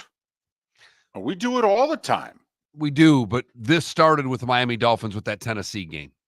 This wasn't just a 3-hour performance. This was blowing the game against Tennessee. This was losing again to Buffalo at the end of the season. I know they were banged up. But this is opportunities to take yourself away from the position you've been in, and they've been unable to do it in key spots. As you mentioned last week, David, if they win the game against Tennessee, they're not playing anybody against Buffalo. They're healthier yesterday for whomever they play. If they had beaten the Titans, they would have been the 2 seed. The Bills game would have been meaningless. Well, if they lost it when they were playing for something, do you think they would have won it if they were playing for nothing? So the likelihood is the Bills would have won the regular season finale also. And then the Bills would have been the 6. They would have been in Kansas City Saturday night. The Dolphins would have hosted the Steelers yesterday. Now, as we saw with Dallas and Green Bay, there's no guarantee.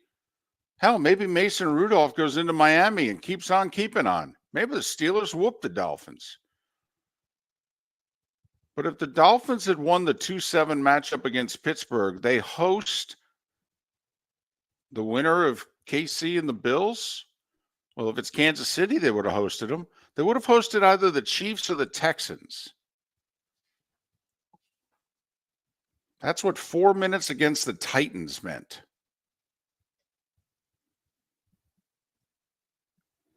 You know what, Mark? If you're Chris Greer and you're Stephen Ross, in a perverted way, you're kind of glad this happened, because maybe that would have hid some of our deficiencies. Maybe we would have overachieved and we would have thought a little too highly of ourselves going into the offseason. And I think if people are out there going, well, Miami can't be more physical, that's not the style that they play, I would beg to differ. The one thing we know about, McDaniel coming from San Francisco, the one thing about the Niners is on both sides of the ball, when you play the Niners, you're playing one of the more physical teams in the league. Their offensive line likes to drum teams.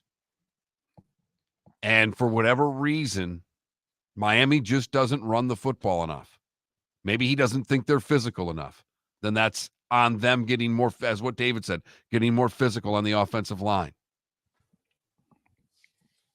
But it's also committing to it. And they never seem to commit to running the football on Saturday night. We have talked about it over the years. This is arguably the worst place to be in sports. You're not at the bottom. You're not a step away from the bottom. You're not on your way to the bottom. You're not in the middle.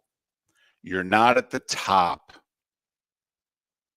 You're pretty good.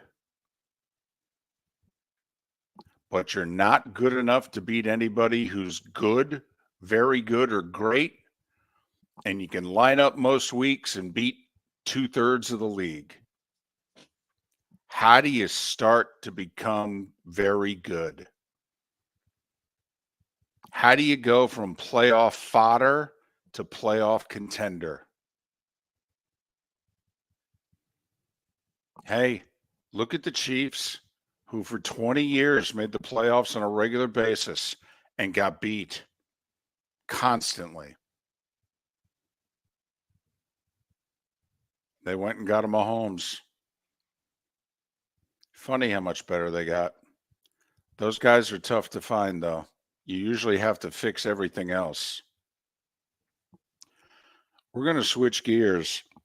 Here's a fascinating story that came about over the weekend in which it looks like the NFL is going to buy into ESPN.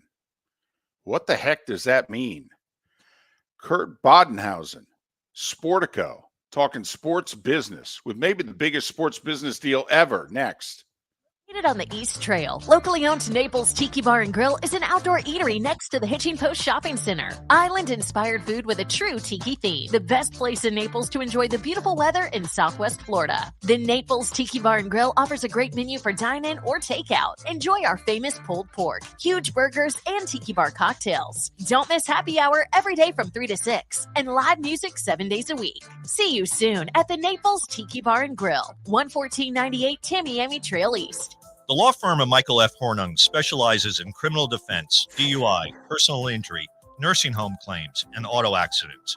I'm a former prosecutor with over 34 years of experience. The information I know is information you need to know. If you've been arrested for a DUI, time is of the essence to maintain your driving privileges. Call the law firm of Michael F. Hornung for a free consultation. At the law firm of Michael F. Hornung, we are committed to excellence in your representation. Being a local attorney with local knowledge is clutch to the success of your case. For over 30 years, we have successfully represented the citizens of Southwest Florida. For a free consultation, call 239-437-0095. That's 239-437-0095. Our offices are conveniently located in Fort Myers. Visit online at mfh-law.com. The waterways of Naples are a beauty to behold, and the Bayfront Inn has multiple ways for guests to enjoy the water and have some fun. Gather your family and friends and enjoy a leisurely day on the water with a pontoon or deck boat. If you prefer to explore the waterways without a motor, the Bayfront has canoes, standboards, and kayaks. At the end of your journey, enjoy lunch or dinner at the Bamboo Tropical Bar and Grill. The Bayfront Inn. Something for everyone. On 5th Avenue in Naples. Visit Jason and Todd at the Diamond District. When choosing something of high value and personal significance, such as a diamond, you want to shop with the best, and the mall is not the place to be. Here are my friends, Jason and Todd with the Diamond District. Take a stroll in the mall, pop into a few jewelry stores, and you'll soon discover you're in the wrong place. Rings begin to look all alike. You're not finding GIA certified diamonds. You quickly realize you know more than a salesperson helping you, and all the same financing gets pushed on you. Visit Jason and me, and you'll find America's top bridal designers dealing exclusively with the Diamond District. You'll find the largest selection of GIA certified diamonds, all priced 8 to 10% over cost. You'll find educated sales consultants who have many years' experience and are not paid commissions. And you'll find Todd and me in the store nearly every day, wanting to shake your hand and welcome you to our Diamond District family. Visit Jason and Todd at the Diamond District. You were listening to Miller and Moulton on the Florida Sports Network.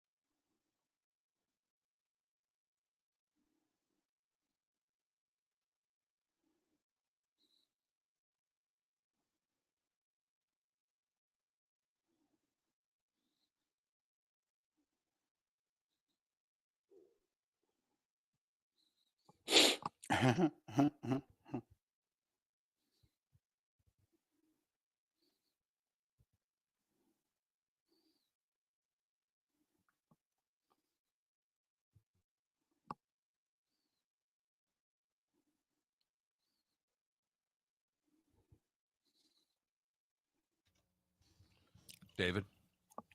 Mm-hmm. Yeah, he answered and said he texted the producer and said he couldn't come on until after 8. I don't know if you got a text from him or.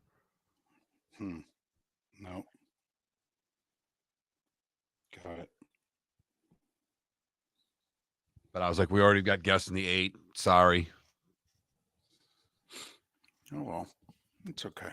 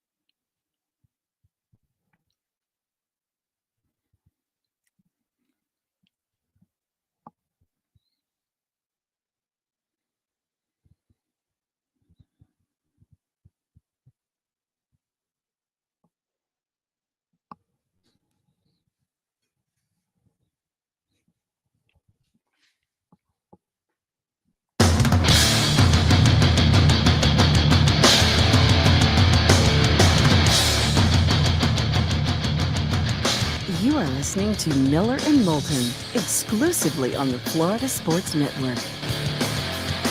And now, here's Mark Miller and David Moulton.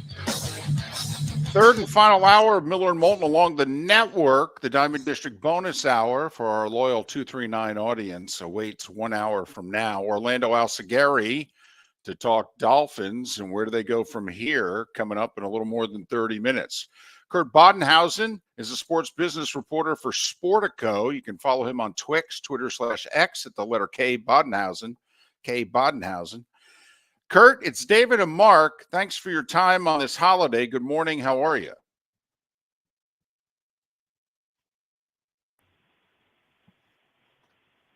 Kurt, can you hear us?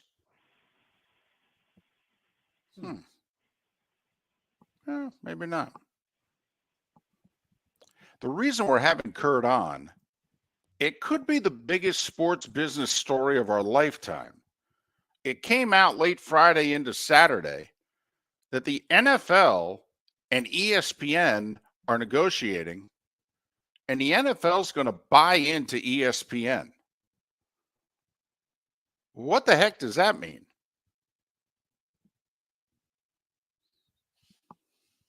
And why? And think about that. The NFL buying into ESPN. ESPN would then control, reportedly, NFL Network, NFL Films.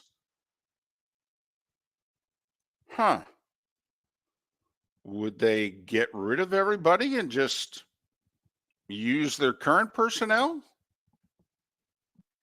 There's a lot of layers to this onion. Kurt Bodenhausen joins us now. Kurt, it's David and Mark. Can you hear us? Sorry, I'm not getting anything on my end. All right, we hear you now. Can you hear us? I don't know what's going on, David. Okay. Well, we apologize. And maybe we can catch up with Kurt some other time. It is a story that came out, as I said, late Friday into Saturday, and it has been completely lost with the NFL playoffs, as you would expect. But wow. And ESPN reportedly approached all the other sports leagues. Hey, do you want to buy in? And the NFL was the one that said, yeah, we're in. So hope to catch up with Kurt some other time. The deal is not done yet. They're still negotiating. So we'll have plenty of time to revisit this. Our apologies to Kurt Bodenhausen. Yeah, you got that right. But so a lot of layers to that story. Yes, there are. There are a lot of layers to it. It's fascinating. And for the NFL, for the other leagues, they've got to be wondering, if you're another league that's working with ESPN right now, what does this mean to you? The NBA is already getting pushed aside by the NFL. It's fascinating to me how this would work out. Well, exactly. Is the NFL going to be to ESPN what PIF is reportedly going to be to the PGA Tour, which is just a bank? I mean, does anybody believe that?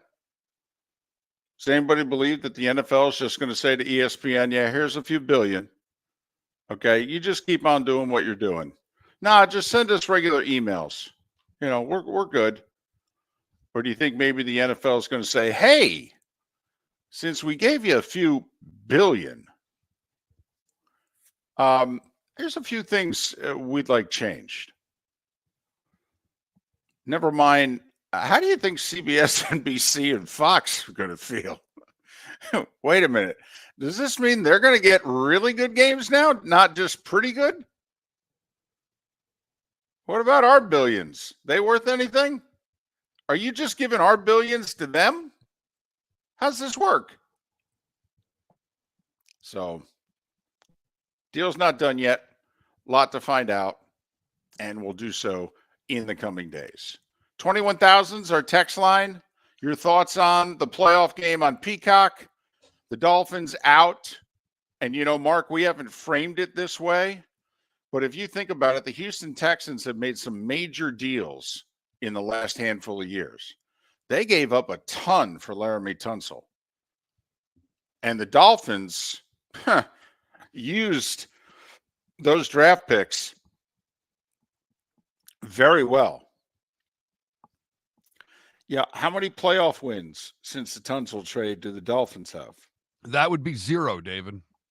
How many playoff wins do the Texans have since the Tunsil trade? Well, now they have 1.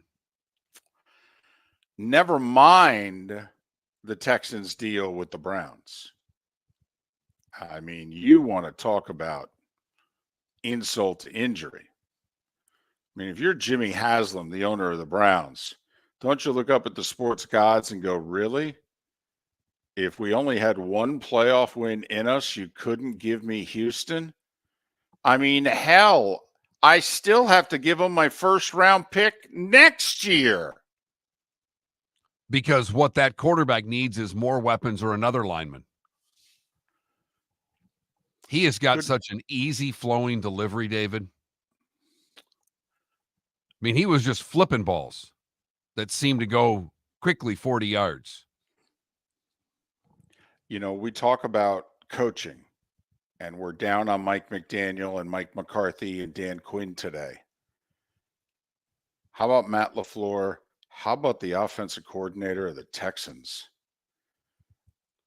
Now, I know the Browns had a couple injuries, Mark, but that's a top defense, and that's a top defensive coordinator. And the Houston Texans made he and them look foolish Saturday. David, they were near perfect in that game. I mean, they're doing it with a bunch of guys you've never heard of. That's okay. So are the Packers. Exactly. But Stroud, I mean, David, unflappable. That was just easy. That was just an easy game of pitch and catch for him all night long. Yeah, I was going to say the Browns didn't give any reason to get flapped, if you know what I mean. I mean, they weren't close enough to him.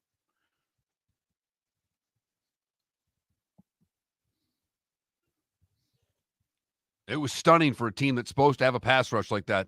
They couldn't get near him. No, they couldn't. And don't you think Bryce Young was watching that game somewhere going, man, I never had time like that. I didn't have guys open like that.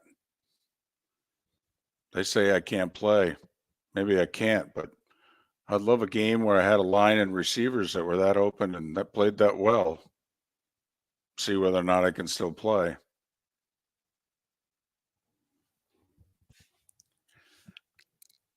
Packers and Texans with the two most impressive performances of the weekend. They're going to go on the road in the divisional round.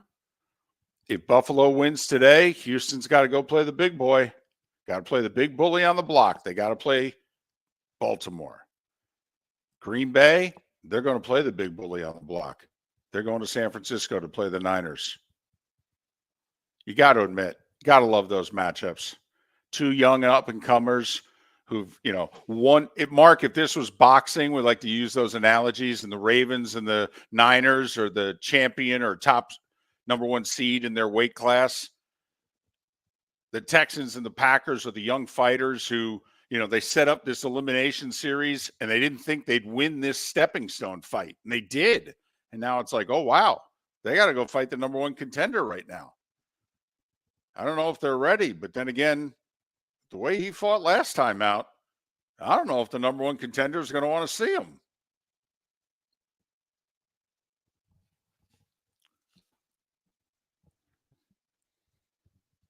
They are. The question is, in your boxing analogy, you hope they don't get knocked out and never recover from it. Because you didn't expect him to be in this fight. And you think they're outmatched going into it.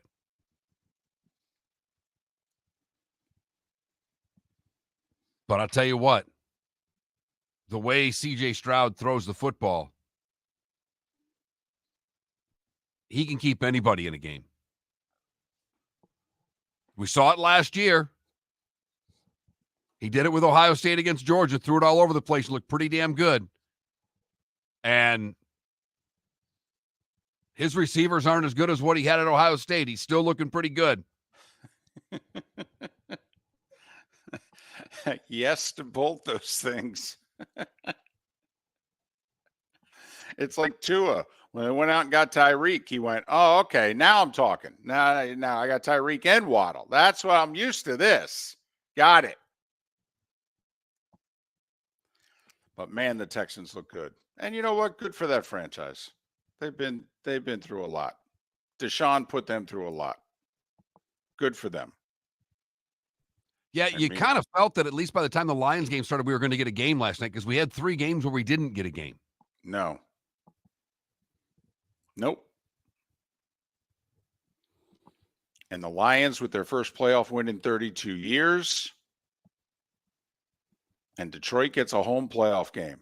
They host the winner of tonight's Eagles-Bucks game. Philly a 3-point favorite. And if you're an Eagles fan, is there suddenly light at the end of the tunnel, if you know what I mean?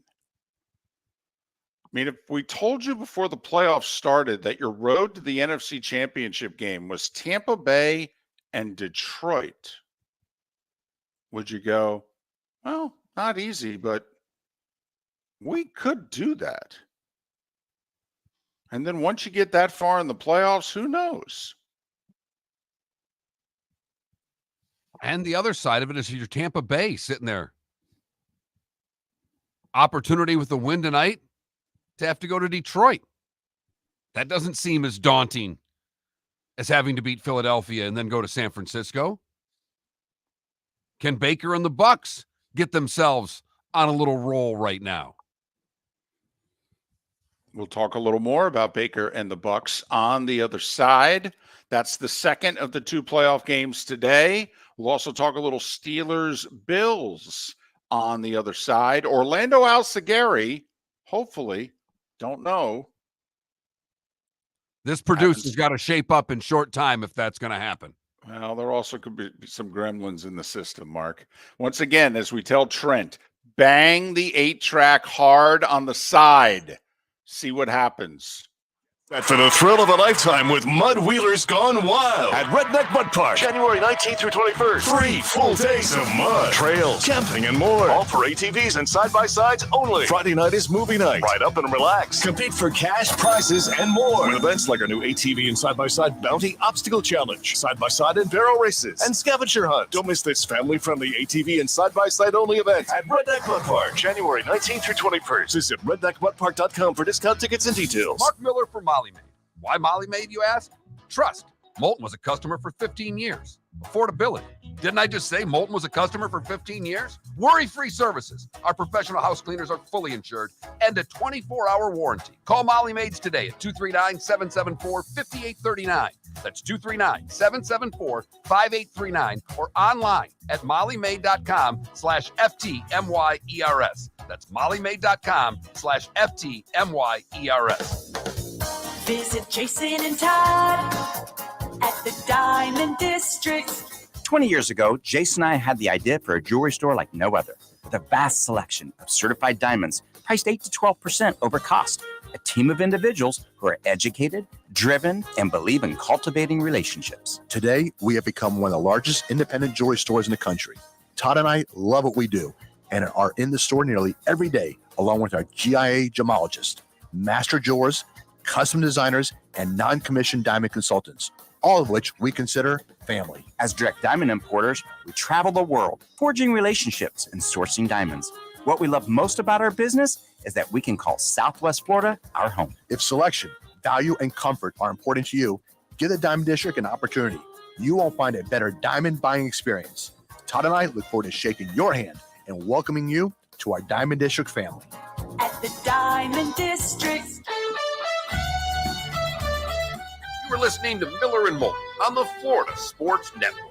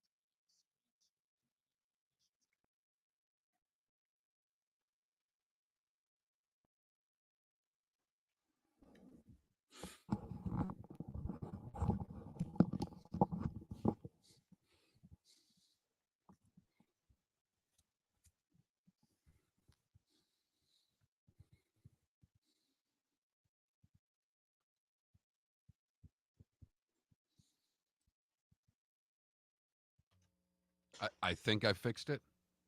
Okay. That's all I got for you. Okay.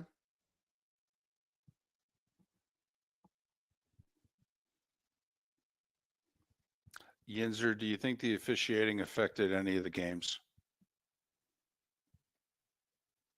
Did they miss calls? Yes. Do you think the officiating affected any of the games? Most of the Detroit game, I'll tell you that much. The call at the end of the first half? Yeah.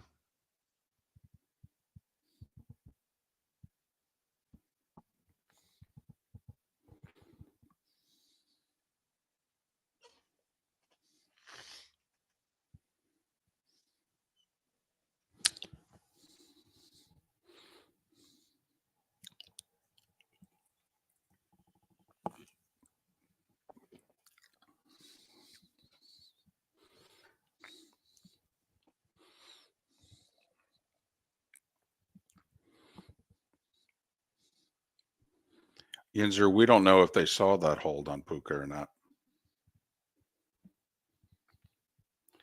I mean, is that something they saw and let it go, or is that just something they missed? Because it moves pretty fast out there. Spitz, to me, it was not a late hit. I'm sorry. The defender cannot stop himself like a video game. And besides, it's the playoffs. You saw they let a lot more go than they normally go. Quarterbacks got hit a lot harder and more frequently in this weekend than they normally do.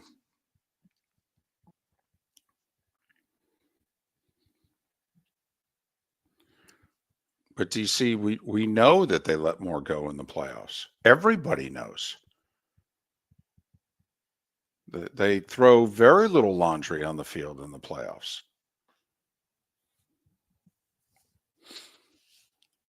And guys play accordingly.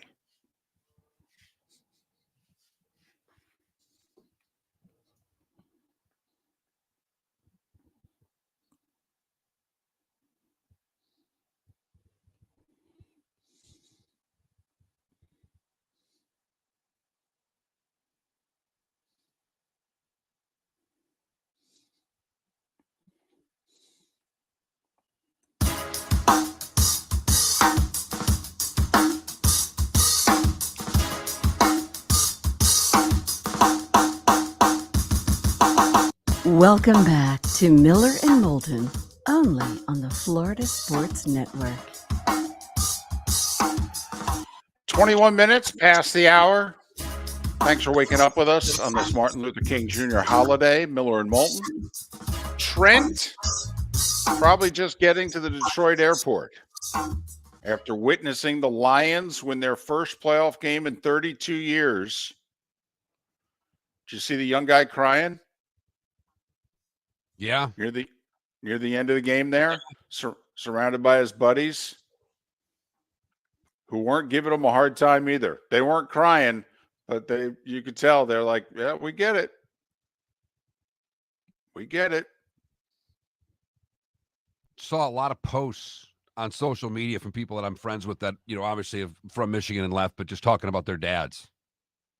It's the first thing I thought of. My dad loved the Lions. Like, I don't have the Lions bug that my father had. So I was immediately thinking about my dad and how fired up he would have been.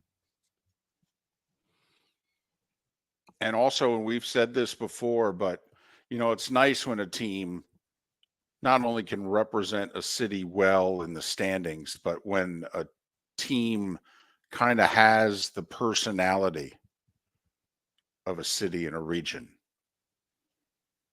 And you can attest to it, Mark. I mean, Detroit and Michigan, listen, I'm from Jersey. Growing up in the 70s and 80s, all it was one landfill joke after another. Jersey just sucked. And I'm living in it going, I don't know. I kind of like it. But nationally, Jersey was a joke. We were just a punchline. And all of a sudden, the Giants come along. And yeah, I know they're called the New York Giants, but trust me, they're playing in the landfill in Jersey. And not only do they start winning, they're physically beating people up. And it's kind of like, yeah, exactly. Call us a dumpster fire, whatever. No, from Dan Campbell on down, this team is Detroit. It is Michigan. The offensive line that can bruise some teams and bully them. And Montgomery, the way he runs. A receiver who was passed over by 17 teams, making it in Detroit. Now, this team has a spirit that the city can certainly gravitate toward and has. And even last night, chanting Jared Goff's name before the game, letting him know, you're one of ours too. You were cast off. We'll take you. Melissa Stark did a really good post-game interview with Three Lions, and she circles back last question, and she goes back to Jared Goff, and she goes, come on, what does this mean to you personally? We all know the history. What does this mean? And he started to go down the road, and his eyes well up, and he catches himself. And he switches to, it's a team win. It's a team win. Have you seen the video of Dan Campbell in the locker room? He gives out 2 game balls. He gives it out to the general manager, in which he said, you know, when I took the job, he said we would be a team. And guys, this is a business, but you have no idea what a team player he is. And he brought all of you here, or most of you. And he gave the game ball to him, who 20 years ago, by the way, started out as an intern with the Rams. Nice little full story there for the GM of the Lions, Brad Holmes. And then he simply says, and Jared, you're effing good enough to play in Detroit, and flips him the ball. And the room goes nuts. Nuts. Here's my question. And and Jared Goff won the game. Sorry, David, but I mean, what did he do late? He had to make a big pass to finish the game. Totally. No, it's on him. On him. We need 2 first downs, dude. This is why we got you. 2 first downs. Can you do it? And we're going to have to throw the ball to do it because they're shutting down our running game. 2 first downs. Shut it down for the most of the half. We haven't done a damn thing in the second half, but I need you to get 2 first downs right now.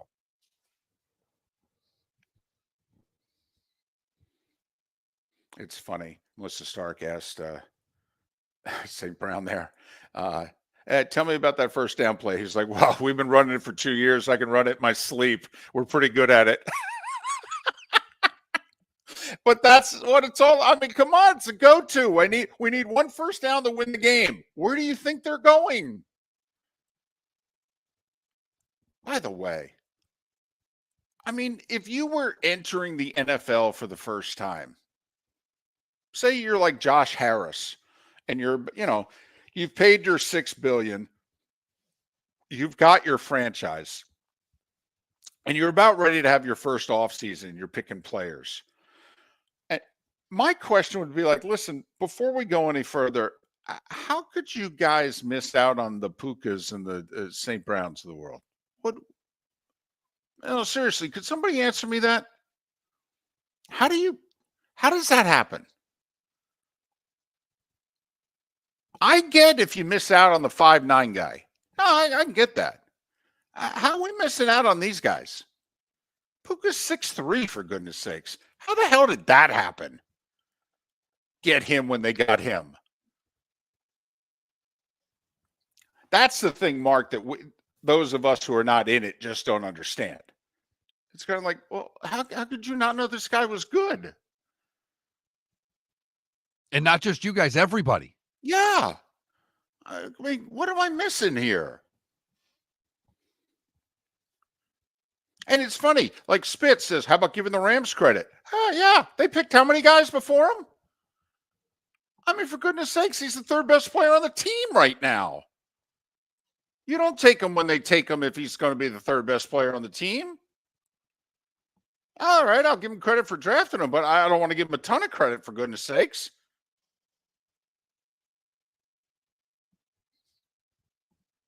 But anyway, that's the part in which I sometimes watch some of these guys play, and I'm like, how the hell did the whole league get that wrong? for 2 over days. and over again. That Right. For 2 days. I mean, somebody's got a compensatory third round pick, number 104. And couldn't take Puka? Who are we thinking of instead of Puka? He better be good. Really good. it is some of those post-draft scout meetings that they must have going. Right. Hey, who's the guy that has this conference again? Hey, who's our Northwest scout? Yeah, can you call him in? Yeah, this guy played in Washington with the Huskies. How many times do you see them play? Oh, I must have saw him like 17 times during his career. Nothing struck you? Nothing at all? Anyway. Love the sports stories. Just love them. I love that we have a doubleheader today. I know. You know what? I know for all you that are working today and you're not going to see the first part of the Bills Steelers game until you get home from work. And I know there's Bills Mafia out there going, I've got to work today. Don't text me. I'm taping the game. I'm running home. I got it, but I love the doubleheader today. Mark, in fact, just like we said with Peacock, that if it goes over pretty well, we're probably going to have more of it going forward. This doesn't become a thing, does it? No. Sunday at 1, still a thing in the National Football League, David. Oh, I know. And CBS, trust me, is not happy about having to do this at all. They're blowing through. I mean, their affiliates aren't happy. They're blowing through news. No, David, this is a one-off. I think we can safely say this is a one-off. I mean, and a lot of CBS affiliates around the country have the syndicated rights to Wheel and Jeopardy. I mean, in the Eastern time zone, you're missing out on 5 to 6:30 local news, in some cases 4 to 6:30. You're missing out on the evening news, and you're missing out on Wheel. And you're probably going to blow out Jeopardy so you can run 30 minutes of news. Yeah, today sucks for CBS. Jason and Todd at the Diamond District. When choosing something of high value and personal significance, such as a diamond, you want to shop with the best. And the mall is not the place to be. Here are my friends, Jason and Todd with the Diamond District. Take a stroll in the mall, pop into a few joy stores, and you'll soon discover you're in the wrong place. Rings begin to look all alike. You're not finding GIA certified diamonds. You quickly realize you know more than a salesperson helping you, and all the same financing gets pushed on you. Visit Jason and me, and you'll find America's top bridal designers dealing exclusively with the Diamond District. You'll find the largest selection of GIA certified diamonds, all priced 8 to 10% over cost. You'll find educated sales consultants who have many years' experience and are not paid commissions. And you'll find Todd and me in the store nearly every day, wanting to shake your hand and welcome you to our Diamond District family. Visit Jason and Todd at the Diamond District. The law firm of Michael F. Hornung specializes in criminal defense, DUI, personal injury, nursing home claims, and auto accidents. I'm a former prosecutor with over 34 years of experience. The information I know is information you need to know. If you've been arrested for a DUI, time is of the essence to maintain your driving privileges. Call the law firm of Michael F. Hornung for a free consultation. At the law firm of Michael F. Hornung, we are committed to excellence in your representation.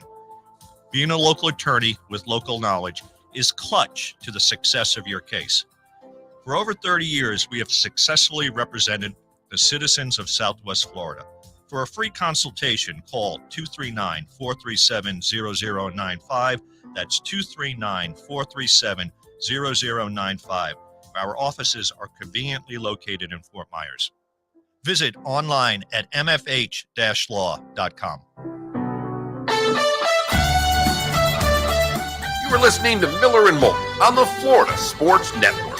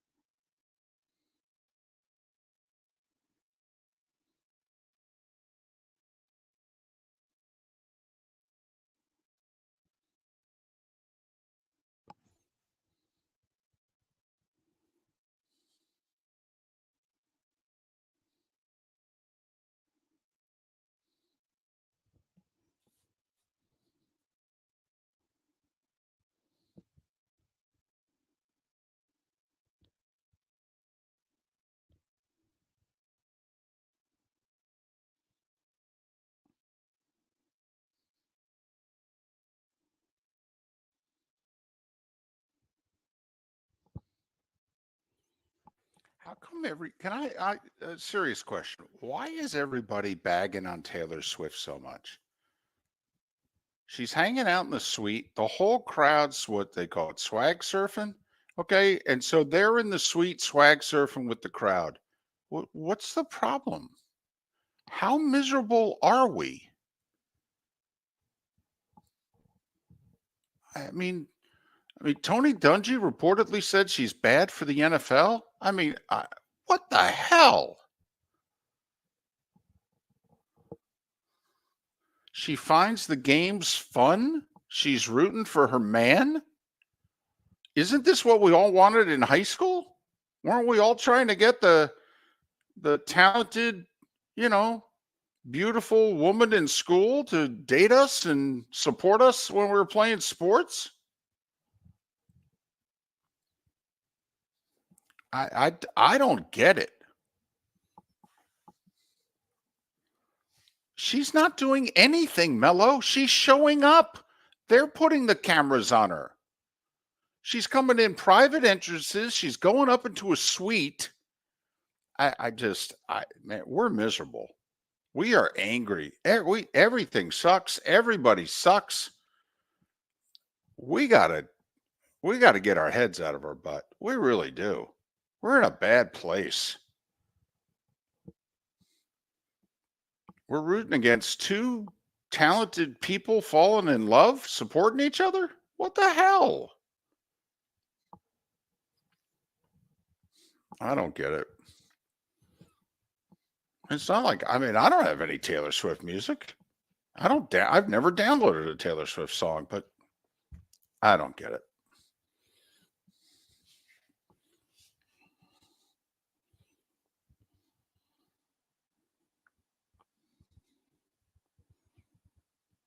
That's just me.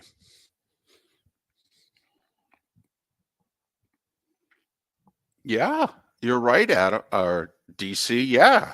The fullback, the jacket she wore was given to her free by the 49ers fullback's wife. Yeah. Great.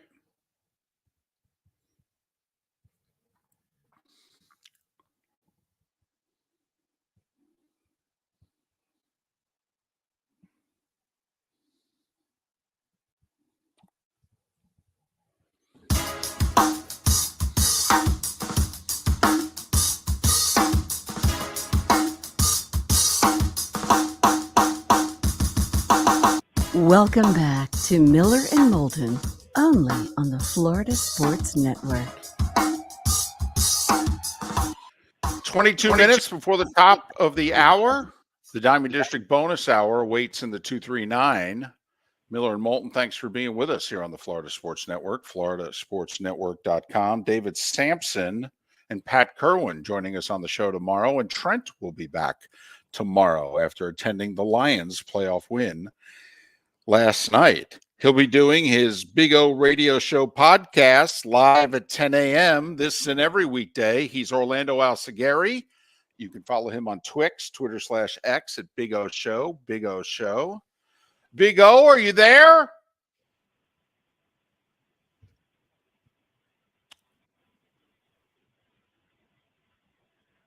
Apparently not, David. Your producer doesn't know what he's doing. Hello? He does. Hey, Orlando, can you hear us? I hear you now. All right. Oh, hot damn. First off, thanks for your time. And secondly, I know you've already done. Hello? I know. He can't hear you, David, and I don't know why. Maybe right. that. Orlando, how are you? I'm doing great. Can't complain. Unless you're a Dolphins fan, of course. Well, that's obviously why we brought you on. And Orlando, I guess the simplest question is and it's not really a simple question. It's a very complex question. But based on what happened yesterday, what's the first change you're going to make with the Miami Dolphins? Well, I got to sit down with Mike McDaniel and try to figure out his actions on game day. It's what you got to fix. He absolute disaster on game day. He can't win challenges. His team commits all kinds of penalties. He doesn't know how to run an offense from one play to another. He has a terrible feel for the game. He's been the problem and the solution the last 2 years. It really hasn't been on the defense or the defensive coordinators as much as people were, just wrong on Josh Boyer last year. The offense cost you more last season and again this year. And so they've got to fix, whether it's Frank Smith becoming the play caller, something's got to happen on offense, because Mike McDaniel right now, unfortunately, while he's a terrific mind, offensive mind, he's a play designer. He's really not a play caller yet. And he doesn't know how to set up defenses from one series to another. He doesn't really even have a flow for the game.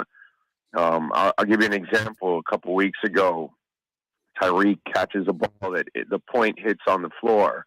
And, it was kind of questionable, but the video wasn't so great at the moment. And you got the coach on the sidelines waiting, and you're just taking your time to go to the next play, where if you're a sharp team, you're running to the ball.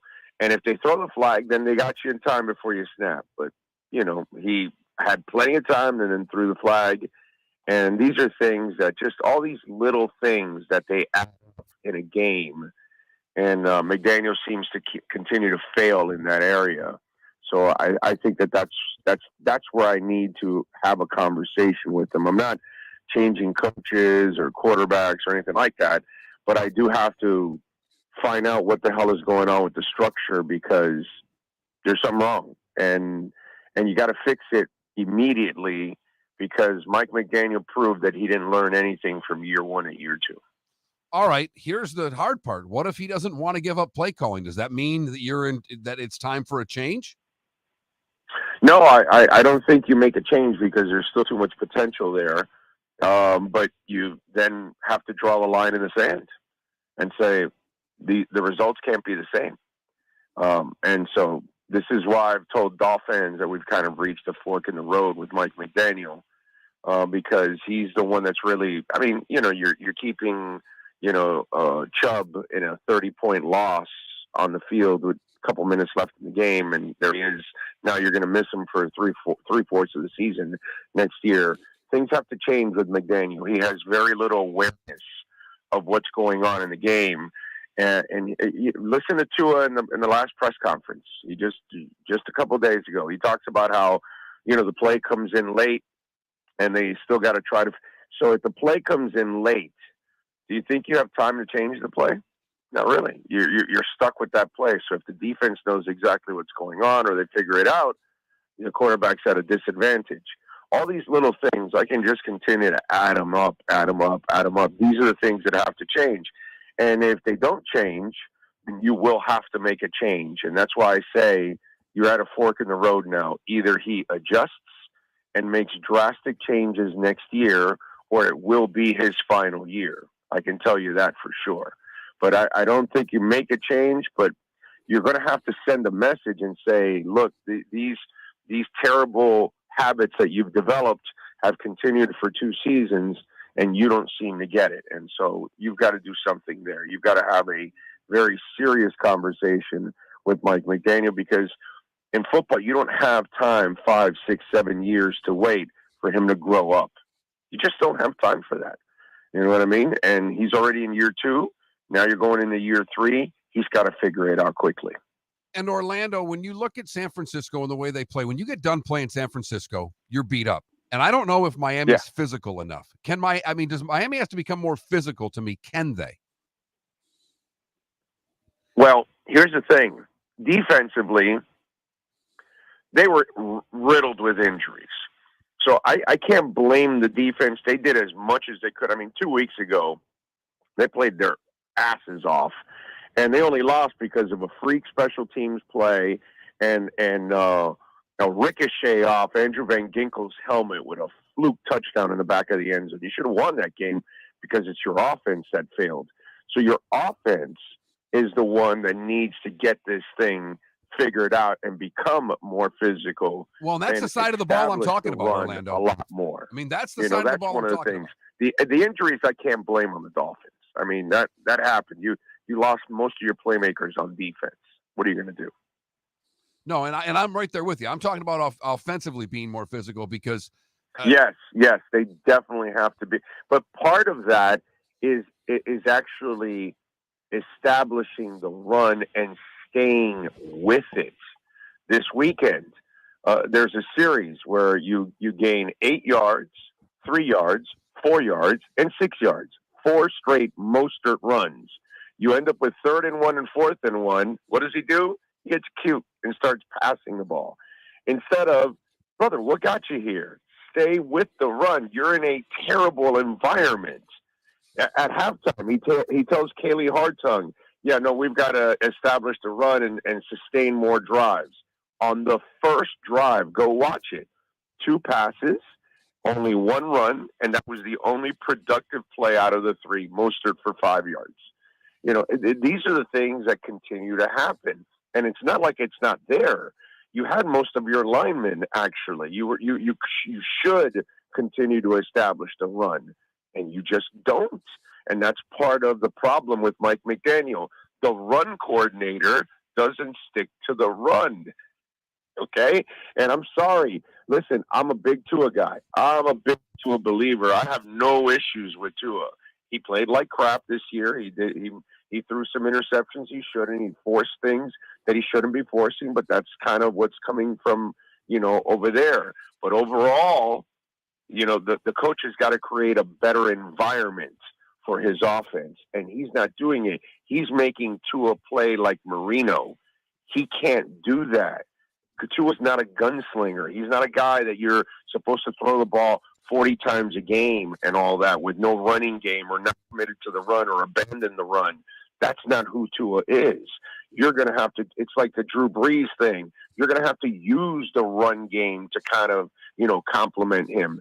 And he abandons the run, and then that hurts the passing game. And then on the passing game side, he has this love affair with forcing it to Tyreek and Waddle. And if you watch it, it's gotten to the point where Tua's constantly forcing it into double and triple coverages. And that makes no sense. When you watched Marino, he threw the 4 or 5 yard pass to Dan Johnson or Bruce Hardy or Joe Rose or Jimmy Cephalo. It wasn't all Duper and Clayton. He would throw the short pass, just like Montana would throw the short pass, just like Brady would throw the short pass, just like Breeze would throw the short pass. The short pass is not part of this offense. It's not enough. You're not getting the others involved. So if your top 2 guys are either doubled or tripled, math says others must be open. And we've seen it. The examples where Tua's forcing it to the stars and the other guys are open. There needs to be more balance in this offense so you can become more physical, add more of the run, add more short passing so you can extend runs and extend plays, extend drives like you told the sideline reporter the other day, and yet you don't do it. And so that's, to me, this is the biggest problem right now. There is no rhyme or reason to this offense. And I'm a Tua guy as well, Orlando, but it seems, and obviously there's no quarterback that's great when he's under duress, but it certainly seems that Tua doesn't look for the check down when he's under duress. And that's a problem to me. Is it to you? Yes, it is.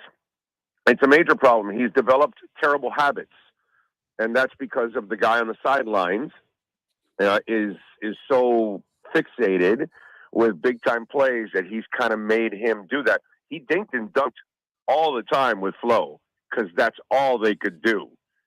Okay, so I know he can do it because Waddle was a possession receiver his first year here. All he was catching was 4 or 5 yard passes.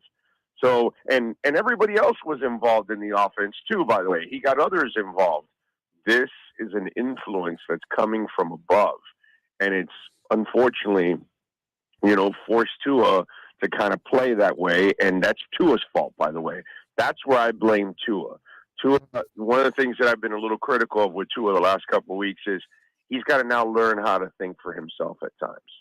And if the play's taking too long, well, then you call your own play. If the play is not good, change the damn play. Every time Shula called the play, Marino did not run it. Okay? I'm sorry. Let me break the news out there. If you didn't know this, Marino sometimes said, hell no, dude, I'm not doing that. I'm doing this. And so sometimes you've got to be that quarterback a little bit. And the play might be for Tyreek, but if there's 2 or 3 guys around, find somebody else. And that's one thing that Tua's gotten into a really terrible rabbit hole of being too much of a risky quarterback too. He's Orlando Elzagari, hosts the Big O Radio Show podcast. Get it wherever you download your podcast. It will be entertaining, to say the very least, today. Orlando, as always, thanks for your time, my friend. Be good. And it's Journey and Toto will be next in February. That's what it is. All right, that's that was our conversation before the next big Miami concert that he's going to. Journey and Toto. Yes, sir. All right, Orlando, be good, Yes, my friend. Sir. You got it, guys. Be good out there. Much love. Orlando Elzagari on Miller and Moulton. A little bit of phone problems today, so I was the one asking the questions. David was in the on-deck circle during that interview, but it really kind of reiterated what we've been talking about all morning, David. They've got to become a more physical football team. So don't stop believing and toe the line. Is that what he's saying there with Journey and Toto? Anyway, very nice. Thank you. And Stumpy and others in our Twitch chat room going, another Tua apologist. The one thing, and Stumpy, I don't know if you're a Dolphin fan or not, but I mean, is Tua the best quarterback since Marino? It's tough to argue that he's not. And now, is he Marino? No. Is he ever going to be? No. But this is the best the Dolphins have had to work with in damn near a quarter century. And you could see why many Dolph fans are like, hey, come on now. This is at least a ball of clay I can work with here. It may not ever become a Picasso, but I can do something with this. And, also, how many Picassos do we have in the NFL? How many Rembrandts are there? 6? I mean, the fact of the matter is most teams have to do without one. That's why if you can ever get your hands on one, you do it. But I'm in Big O's camp for this reason. I actually think Mike McDaniel has to change more than Tua right now. And that if he makes some changes, it will make Tua better. And then we could more fairly figure out what Tua's ceiling is. We know what the floor is. Right now, he's on the elevator mark. He's going up and down. We're not quite sure where the elevator is going to end up. He played scared on Saturday. I hadn't seen cold. Much of that. I certainly played cold. I don't know about scared, but there's no doubt that the Dolphins were like, yeah, we don't want any part of this. Reminded me a little bit of the Canes in a Sun Bowl when they showed up and it was 50. And by the second quarter, it was 28 and it was sleeting. And the Canes looked around and said, yeah, we don't want to be here. And Notre Dame's like, what are you talking about? Nothing wrong with this. Miller and Moulton. For those listening along the network, thanks for joining us on this Martin Luther King Jr. holiday. For those of the 239, the Diamond District bonus hours next. Molly Maid. Why Molly Maid, you ask? Trust. Moulton was a customer for 15 years. Affordability. Didn't I just say Moulton was a customer for 15 years? Worry-free services. Our professional house cleaners are fully insured and a 24-hour warranty. Call Molly Maids today at 239-774-5839. That's 239-774-5839 or online at mollymaid.com/FTMYERS. That's mollymaid.com/FTMYERS. Visit Jason and Todd at the Diamond District. 20 years ago, Jason and I had the idea for a jewelry store like no other, with a vast selection of certified diamonds priced 8 to 12% over cost. A team of individuals who are educated, driven, and believe in cultivating relationships. Today, we have become one of the largest independent jewelry stores in the country. Todd and I love what we do and are in the store nearly every day, along with our GIA gemologists, master jewelers, custom designers, and non-commissioned diamond consultants, all of which we consider family. As direct diamond importers, we travel the world, forging relationships and sourcing diamonds. What we love most about our business is that we can call Southwest Florida our home. If selection, value, and comfort are important to you, give the Diamond District an opportunity. You won't find a better diamond buying experience. Todd and I look forward to shaking your hand and welcoming you to our Diamond District family. at the Diamond District.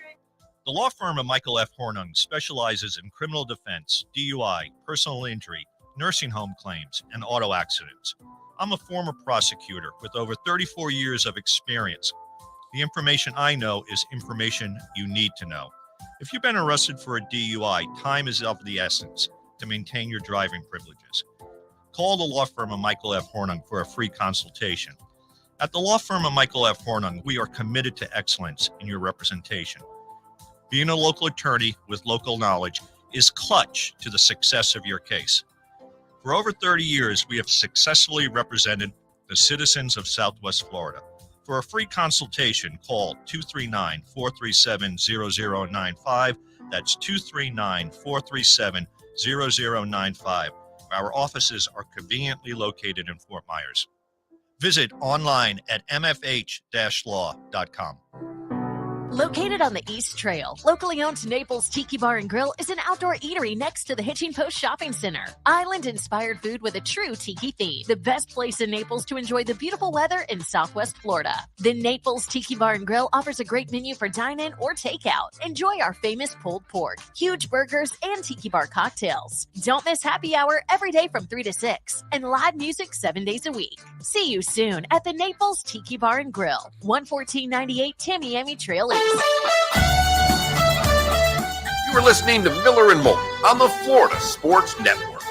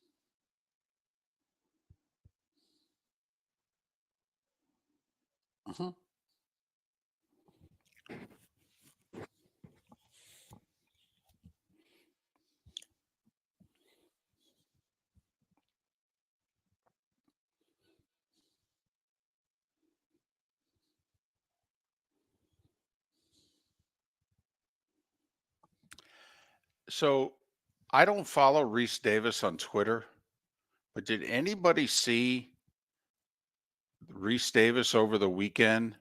He apparently he had trouble with an American Air flight.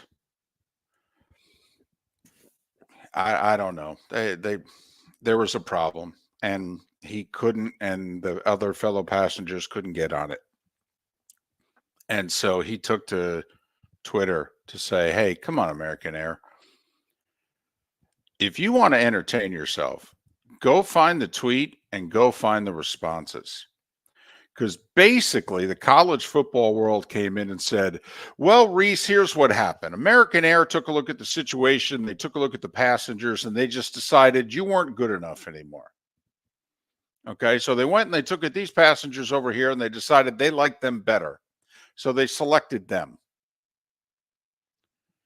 Well, Reese Davis, we heard a couple of the passengers that were on your flight got injured. And upon further review, we're going to go take these guys over here instead.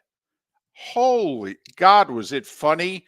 And once again, do you know what it's going to be like in Dublin? Because 30,000 Florida State fans are making that trip to Dublin for the opener. I'm telling you, ESPN is not ready for the animosity that's out there.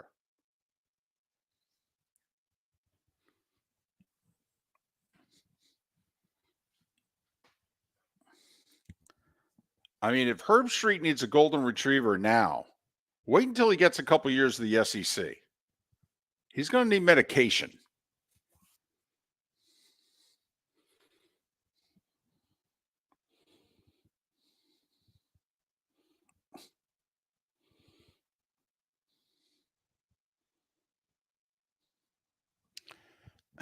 Mark, did you see the tweet? Jerry Jones walking Mike McCarthy into his postseason meeting is when Pesci walks through the door in Goodfellas, right before he realizes, oh, blank, I'm going to get whacked.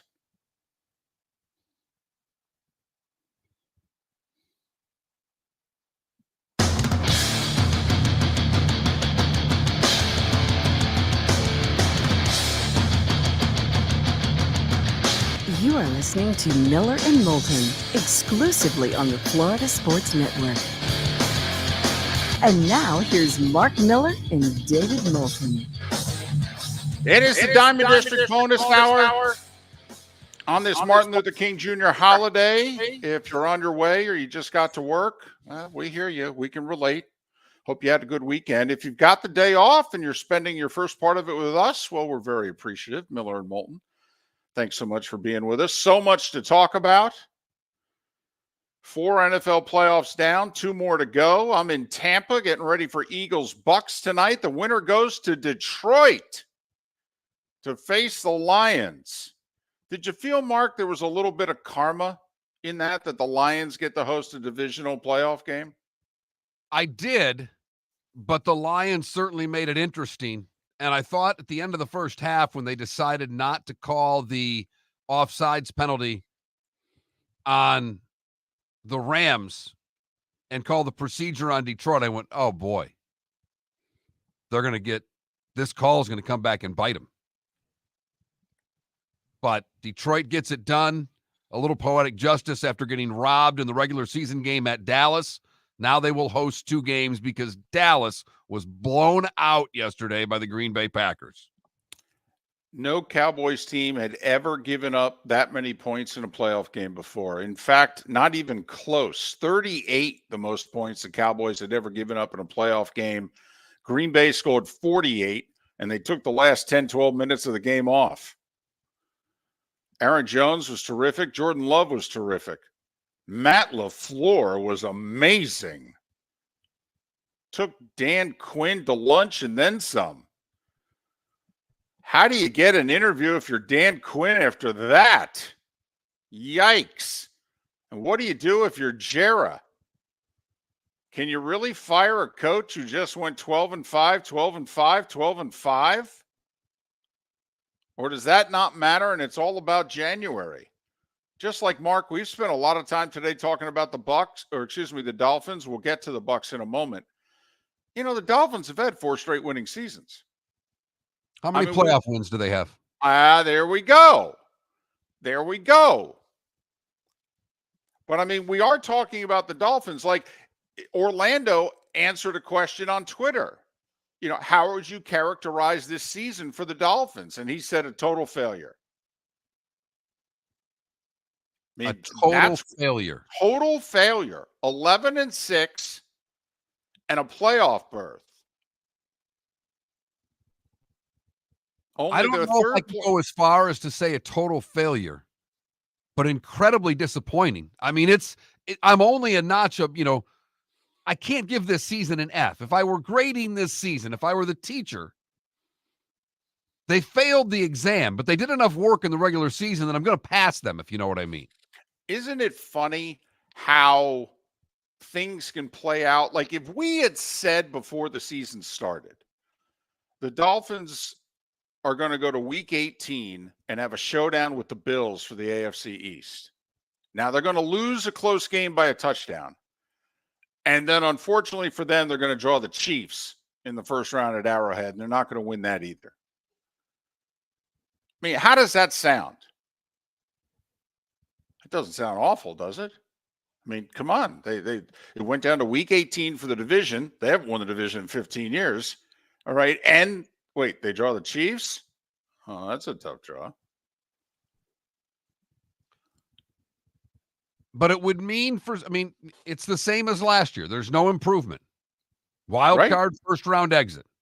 Right. 7 More seed last year, 7 seed last year, 6 seed this year. Sorry, Mark. Proved 2 games in the standings. And you could say that's because Tua started 17 games this year and he didn't last year.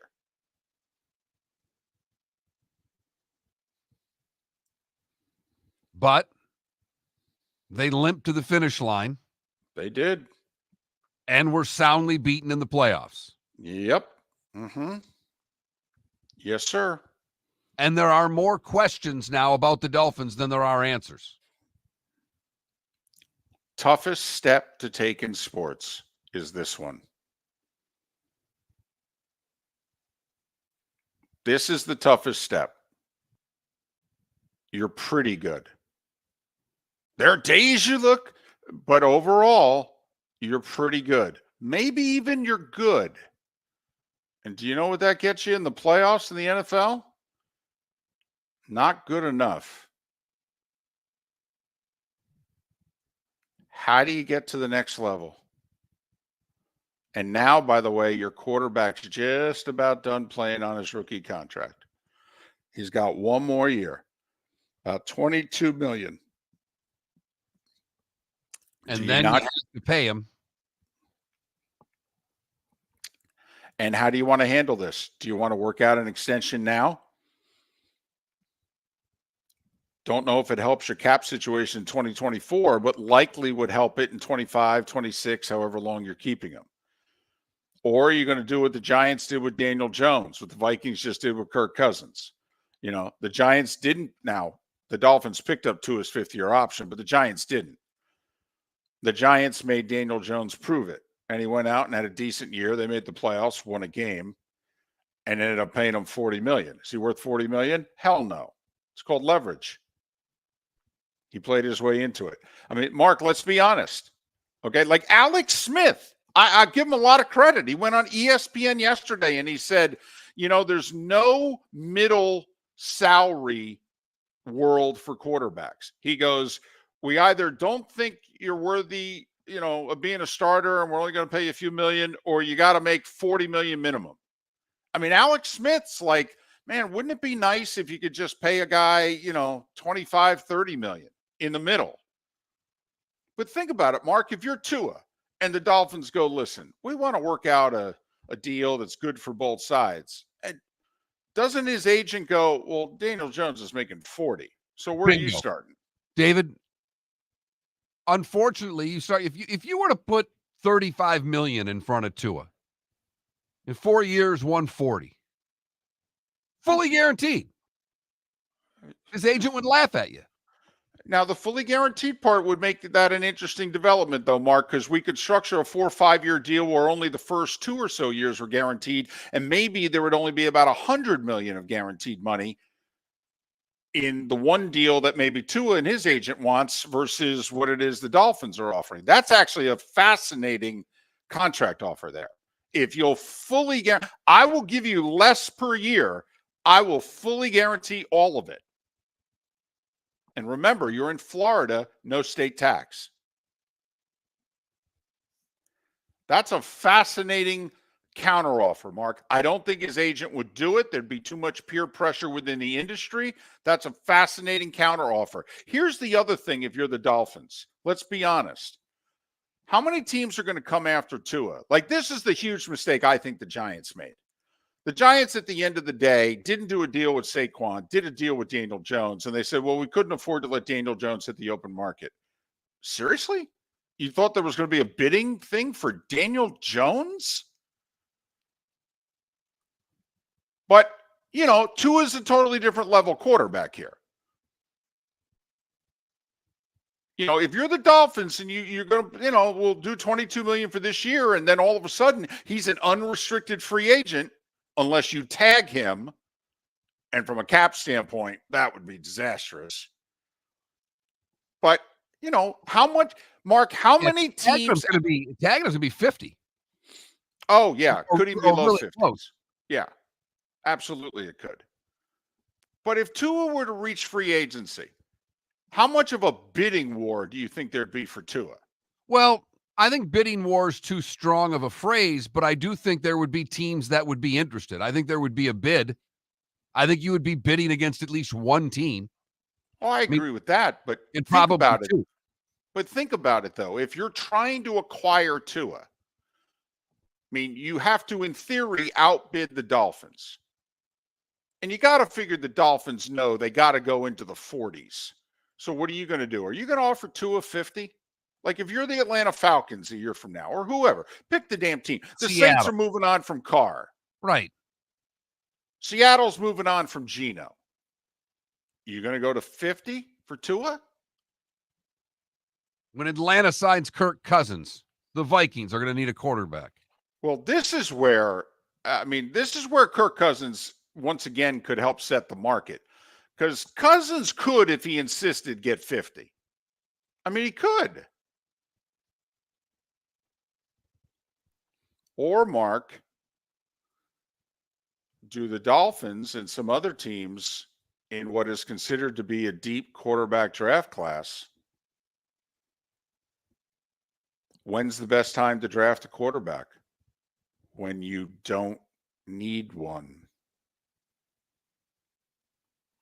I know the Dolphins should take the best offensive lineman on the board, or the best cornerback on the board, or the best linebacker on the board. Yes, we all know that. But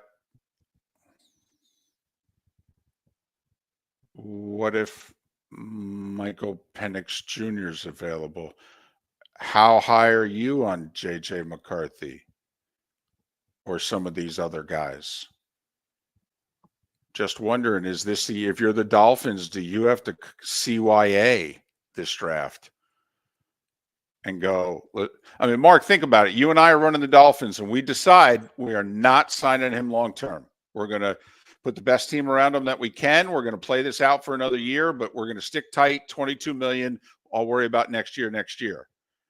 Well, don't we have to have a plan B? Boy, and so many teams we think operate without a plan B. I don't know if a Penix is still sitting around when you're drafting. I think you'd have to go up and get him. I agree.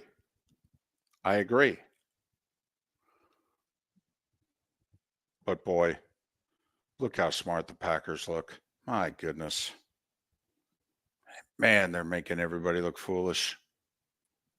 Including Aaron Rodgers.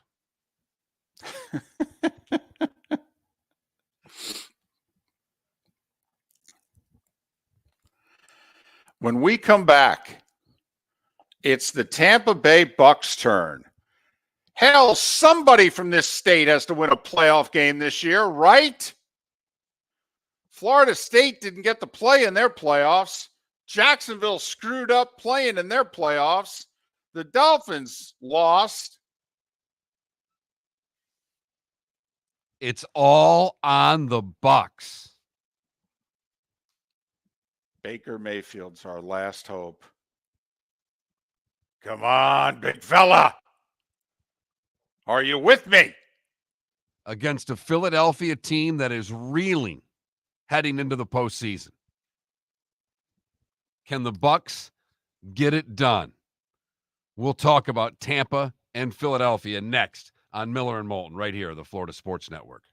For the thrill of a lifetime with Mud Wheelers Gone Wild at Redneck Mud Park, January 19th through 21st. 3 full days of mud, trails, camping, and more. All for ATVs and side-by-sides only. Friday night is movie night. Ride up and relax. Compete for cash, prizes, and more. With events like our new ATV and side-by-side bounty obstacle challenge, side-by-side and barrel races, and scavenger hunt. Don't miss this family-friendly ATV and side-by-side only event at Redneck Mud Park, January 19th through 21st. Visit redneckmudpark.com for discount tickets and details. Visit Jason and Todd at the Diamond District. 20 years ago, Jason and I had the idea for a jewelry store like no other, with a vast selection of certified diamonds priced 8 to 12% over cost. A team of individuals who are educated, driven, and believe in cultivating relationships. Today, we have become one of the largest independent jewelry stores in the country. Todd and I love what we do and are in the store nearly every day, along with our GIA gemologists, master jewelers, custom designers, and non-commissioned diamond consultants, all of which we consider family. As direct diamond importers, we travel the world, forging relationships and sourcing diamonds.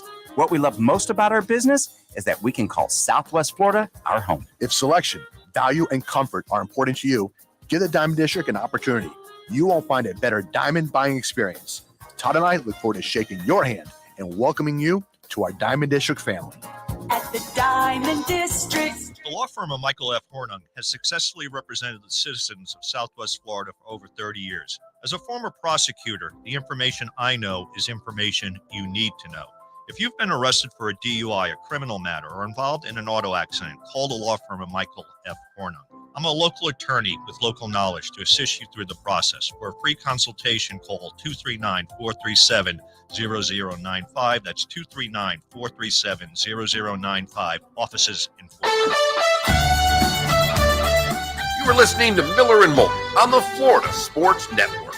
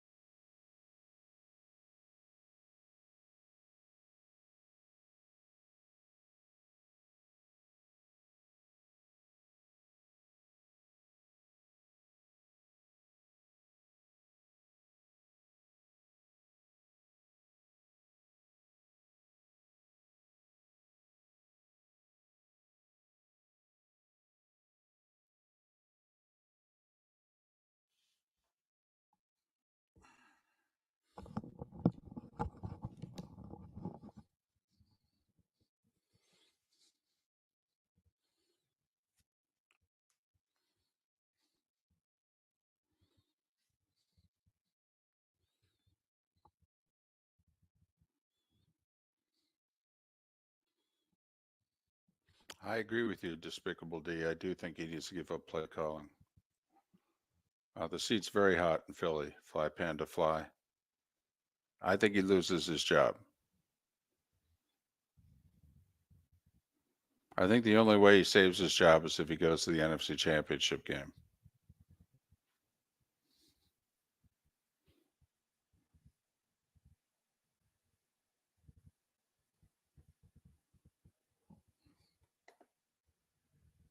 Hmm.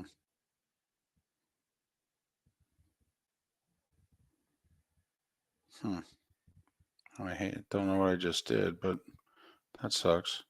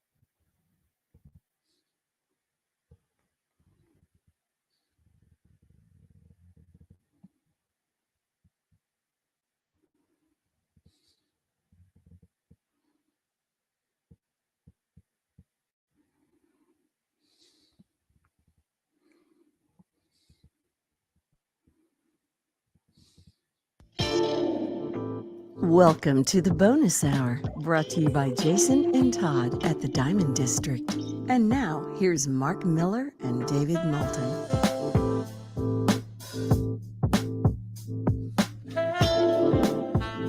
21 minutes past the hour. Time to look forward. We've done a lot of looking back.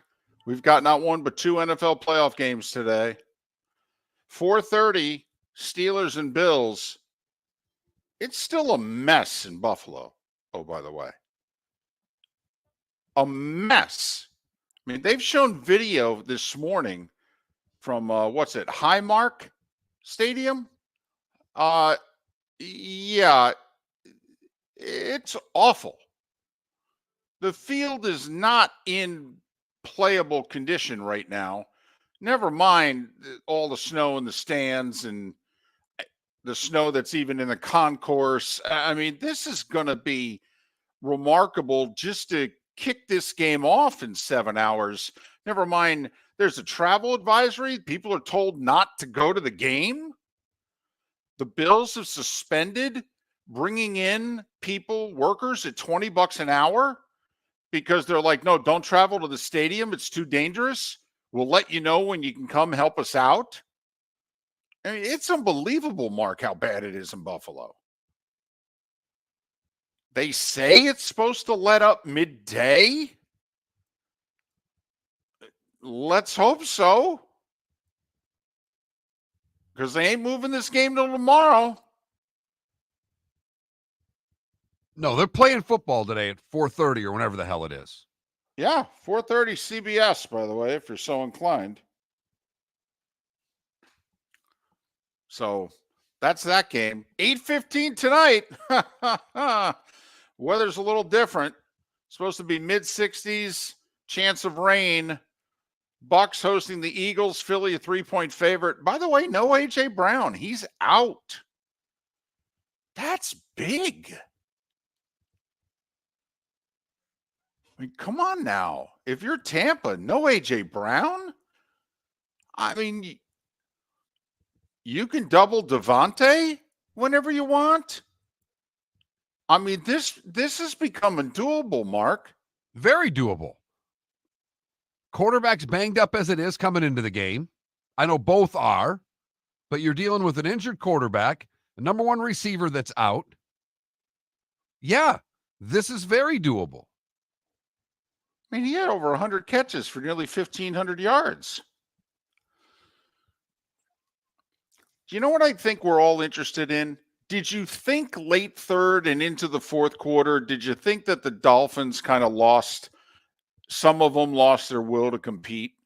That they were kind of like, blanket, this ain't going to work out. Let's just get out of here. Because that's what I know I'm interested in tonight. Let's just say the Bucks get off to a good start. How much fight do the Eagles have in them? Because based on the end of the regular season, Mark, it wasn't much. I will be stunned, David, if I watch the Eagles essentially quit in the game today. I mean, the Dolphins, I don't know if it was quit so much as if they, like you said, maybe lost a little bit of their will, whether it was the cold, whether it was the fact they were doing nothing, whether it was the fact the defense was so banged up. There were some excuses there. You're Philadelphia. You're playing in warm weather. The weather's not a factor. You're playing an average football team that you should be able to beat. So to give up in this game, I would be stunned to see it. And if that's the case, then everybody's right, and Sirianni's fired as soon as the game's over. Or the fact that it's the playoffs, does that take all the bad that's in the locker room right now? And it's clearly there. I mean, hell, even the Eagles have acknowledged it. Does that just push it to the side and it's like, listen, for the playoffs, we'll deal with it another day. This is the playoffs.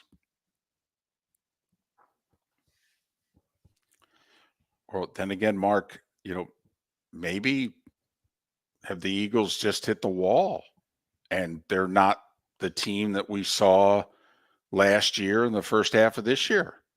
Maybe they that got team's old right in front of our eyes. Yeah, and defensively they're broken.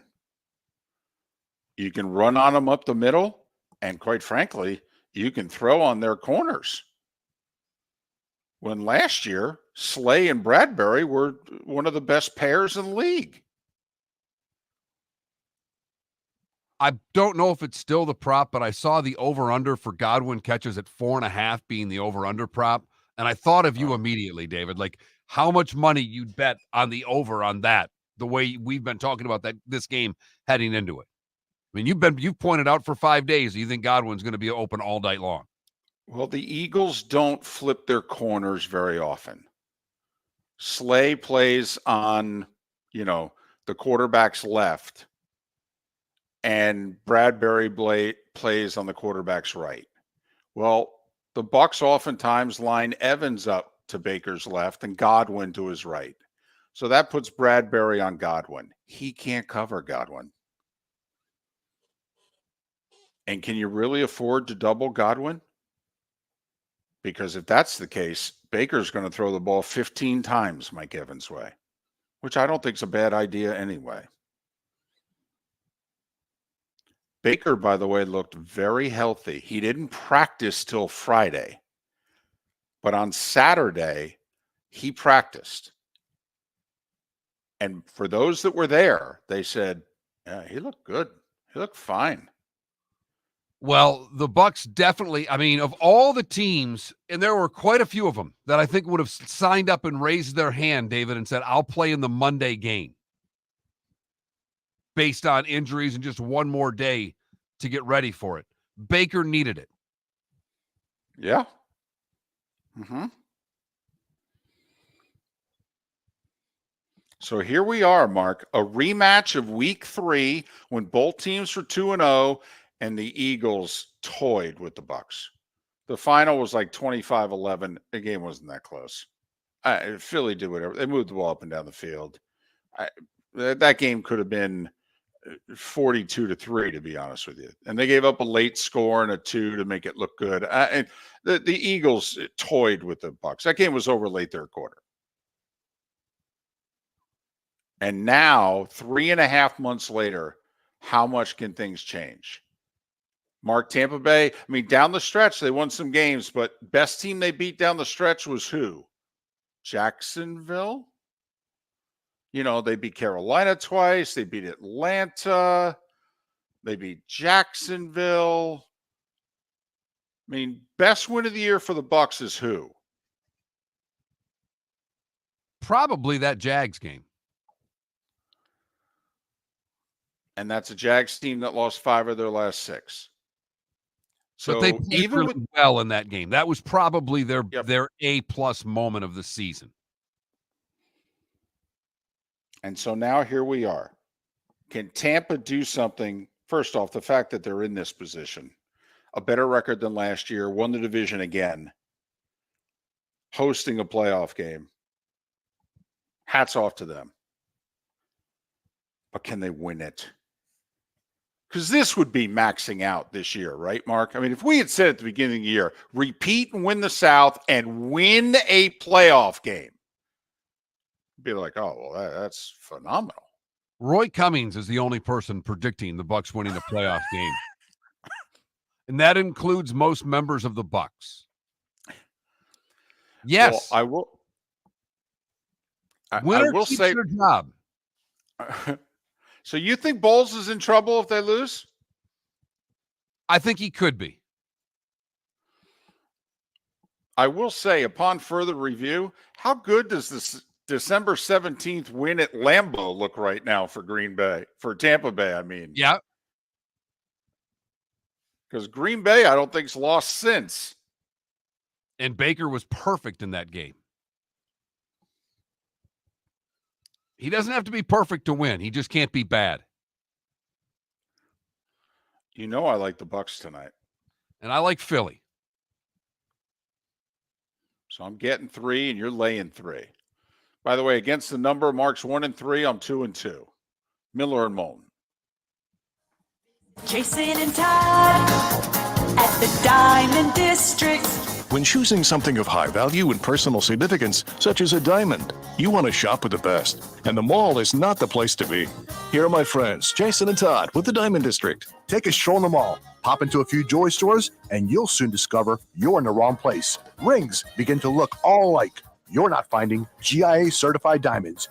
You quickly realize you know more than a salesperson helping you, and all the same financing gets pushed on you. Visit Jason and me, and you'll find America's top bridal designers dealing exclusively with the Diamond District. You'll find the largest selection of GIA certified diamonds, all priced 8 to 10% over cost. You'll find educated sales consultants who have many years' experience and are not paid commissions. And you'll find Todd and me in the store nearly every day, wanting to shake your hand and welcome you to our Diamond District family. Visit Jason and Todd at the Diamond District. The law firm of Michael F. Hornung specializes in criminal defense, DUI, personal injury, nursing home claims, and auto accidents. I'm a former prosecutor with over 34 years of experience. The information I know is information you need to know. If you've been arrested for a DUI, time is of the essence to maintain your driving privileges. Call the law firm of Michael F. Hornung for a free consultation. At the law firm of Michael F. Hornung, we are committed to excellence in your representation. Being a local attorney with local knowledge is clutch to the success of your case. For over 30 years, we have successfully represented the citizens of Southwest Florida. For a free consultation, call 239-437-0095. That's 239-437-0095. Our offices are conveniently located in Fort Myers. Visit online at mfh-law.com. You are listening to Miller and Moulton on the Florida Sports Network.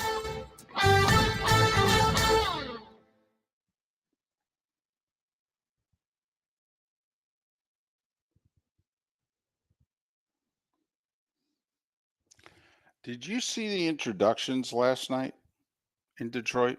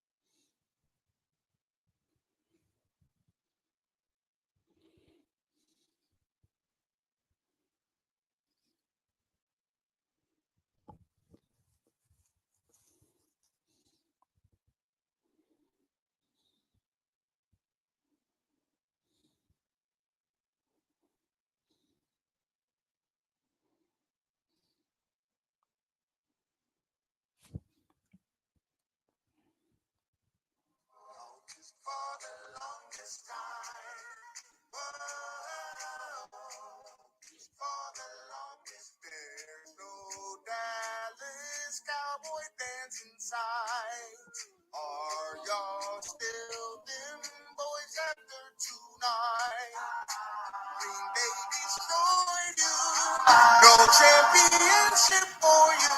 That hasn't happened for the longest time. So much is happening.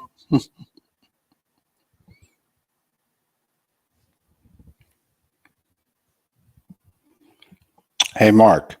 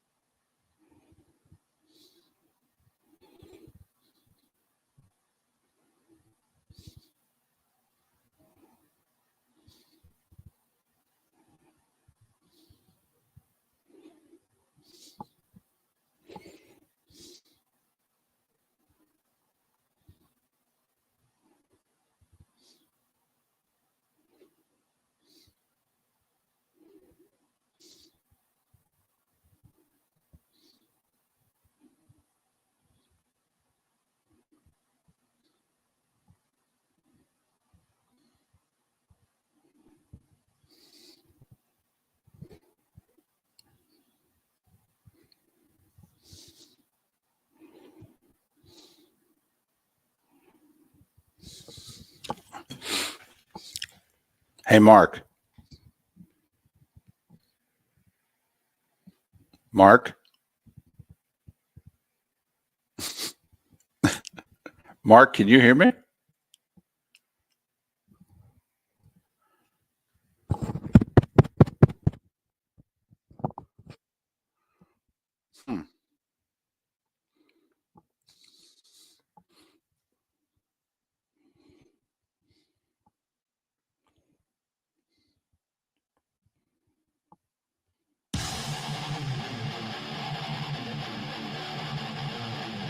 You're listening to Miller and Moulton, exclusively on the Florida Sports Network.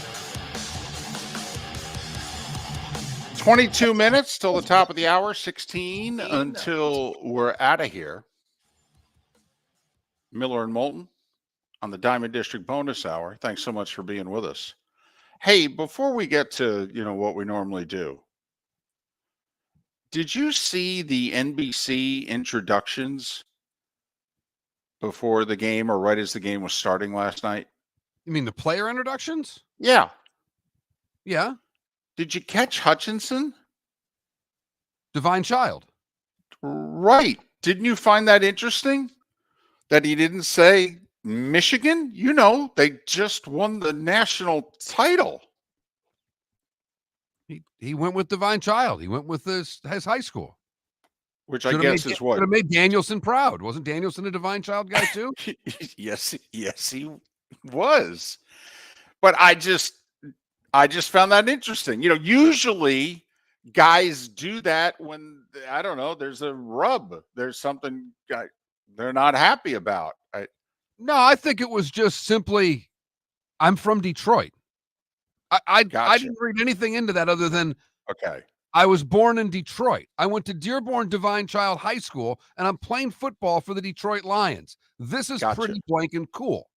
Okay. All right. You're probably right. It just struck me. I went, huh. That's it. Also because Michigan just won the national title. I mean, if there's ever a time to pound your chest and say, I'm from Michigan, this is a good week to do it. Trust me, I had NFL Network on a couple of mornings before the show, and Rich Eisen was letting everybody know. Yeah. He's feeling it. Yes, As well he should. Sure. Think about it. If you're a Michigan and a Lions fan, a hell of a week. To me was more evident, and finally, Collinsworth just said, "Well, you're from here." Finally, just started saying, "Well, you're from here." It's obvious to me that Tirico is rooting hard for the Lions while doing the game, and I don't think Mike. I think Mike's great. I think he's the best play-by-play guy there is right now. I think he can do any sport. He does it with an incredible amount of professionalism. But he was a Lions homer. Although I thought he was very glowing of Stafford, who, by the way, looked really good. He can still sling it all over the lot. Man, when he fires it, there's not five quarterbacks in the game who, when they need to throw that 18-yard dig, can throw it like Stafford. Even now, 15 years in, Mark, I mean, man, when he lets it loose, it's like, son of a gun. Man, he can sling it. But all right, I just wanted to make sure. Got my attention. I just took that as all Detroit all the time. Okay. Detroit against the world? Yes. What time against the world? Now it's Detroit against the world.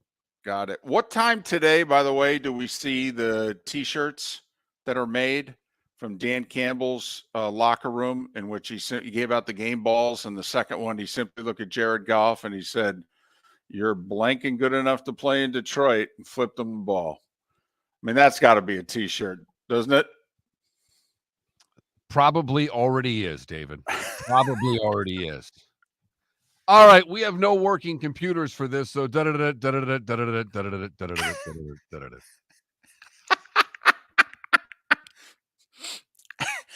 now. Like today was the day when.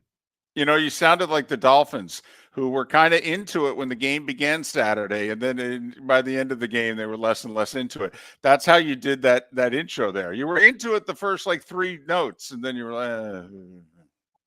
We start, and I'm a mess because I got to do this off the computer. So we start in 1870 today. The donkey was first used as a symbol for the Democrats by Harper's Weekly. 1892, the rules of basketball were published in Triangle magazine. Now we get to the sports stuff. Today in 64, Major League Baseball executives vote to hold a free agent amateur draft, officially known as the Major League Baseball first-year player draft. Chamberlain was traded today from San Francisco to Philadelphia. First Super Bowl today in 67. Packers beat the Chiefs 35-10. Bart Starr, your MVP.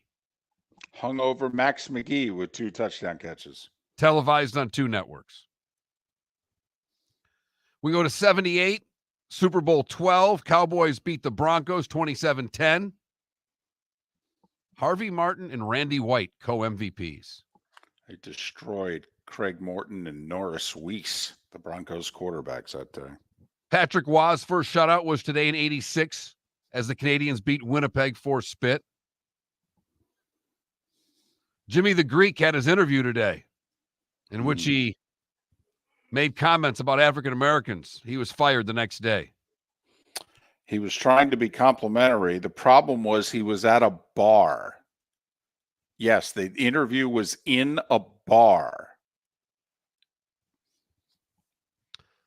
Today in 1990, I just like this one. The Capitals fire coach Brian Murray, who had been their head coach since 1981. They replaced him with his brother. That's cold. I mean, really? Lawrence Taylor retired today at 94. Today in 95, Pittsburgh loses to San Diego in the AFC Championship, and the Niners beat the Cowboys to set up their Super Bowl. Stan Humphries and the Chargers. Rodman kicked the cameraman today in 1997. Oh, boy. And let's see. That's about it for events. Birthdays, Joan of Arc and Martin Luther King Jr., both born today. That's all I got. What did I miss, David? I got 3 things. American Pie reaches #1 today in 72. Hill Street Blues, first episode today in 81. I was a big fan. And Wikipedia launched today in 2001. All right. It's been a good source. You know, I wonder how many term papers have been written off of that since then. Well, and that's just by presidents of Harvard. Hello. Hey, now. More music would play, and then they'd have a sounder saying things about Florida's going to Florida and the good, the bad, and the ugly. But, well, I'm running the board today, so that's not working. Trent will be back tomorrow. Thank goodness. And I've got everything up. Here's the thing, is that I couldn't log in with Trent's information because he didn't get to me in time. So we went through hell just trying to get on the air this morning. So I'm logged in with the program director of this station's info. And so when I get on these computers, none of Trent's stuff is up. Right. So I don't have the sounder. So we're almost there. But for the good, we go to the Mississippi River, where Dale Sanders is from Tennessee. He became the oldest person to paddle the length of the Mississippi River when he did the 87-day journey at the age of 87. Wow. He left Minnesota on his 87th birthday, arrived in Louisiana 87 days later, completing the trek. Damn. Exactly. For the bad, we go to Japan, where a 53-year-old man woke up to find a 25-year-old man asleep on his couch. The 25-year-old man was a firefighter who was drunk. The two do not know one another. And the drunk firefighter does not remember entering the house around 5 a.m. or does remember entering the house at 5 a.m. but remembers nothing other than that. He broke the lock and got in. You know, you and I both know someone pretty well who he didn't break the lock to get in, but he was, I think, vacationing on the Jersey Shore. Correct. And he walked into the wrong place in the middle of the night while hooked on phonics. And made a snack. He did. He grabbed some chocolate chip cookies, and then he realized, I don't think this is the right place. At that point, the pictures on the wall looked different, and he left and went home. He did eat the cookies, though. Yes, he did. Took them with him. Finally, the ugly, we go to Australia, where Mark Pelly, the snake hunter, was called to a home where a woman found the world's most venomous snake in her son's underwear drawer. Oh, snap! A 5-foot eastern brown snake in her 3-year-old's underwear drawer. Oh, my goodness. Fortunately, no one was injured, and the snake wrangler was able to get the snake out of the home. And that is the good, the bad, and the ugly on today, January the 15th, 2024. Well, you know me with snakes. I probably would have died of a heart attack. That can't happen to me. I keep my composure a lot, believe it or not, despite my temper and all that, but I would absolutely just lose it. My cat caught a snake on the back porch the other day. I made the wife pick it up. The snake wasn't that big. That's your cat. That's your snake. I'm pulling rank. You're the boss of this place. Take care of it, boss.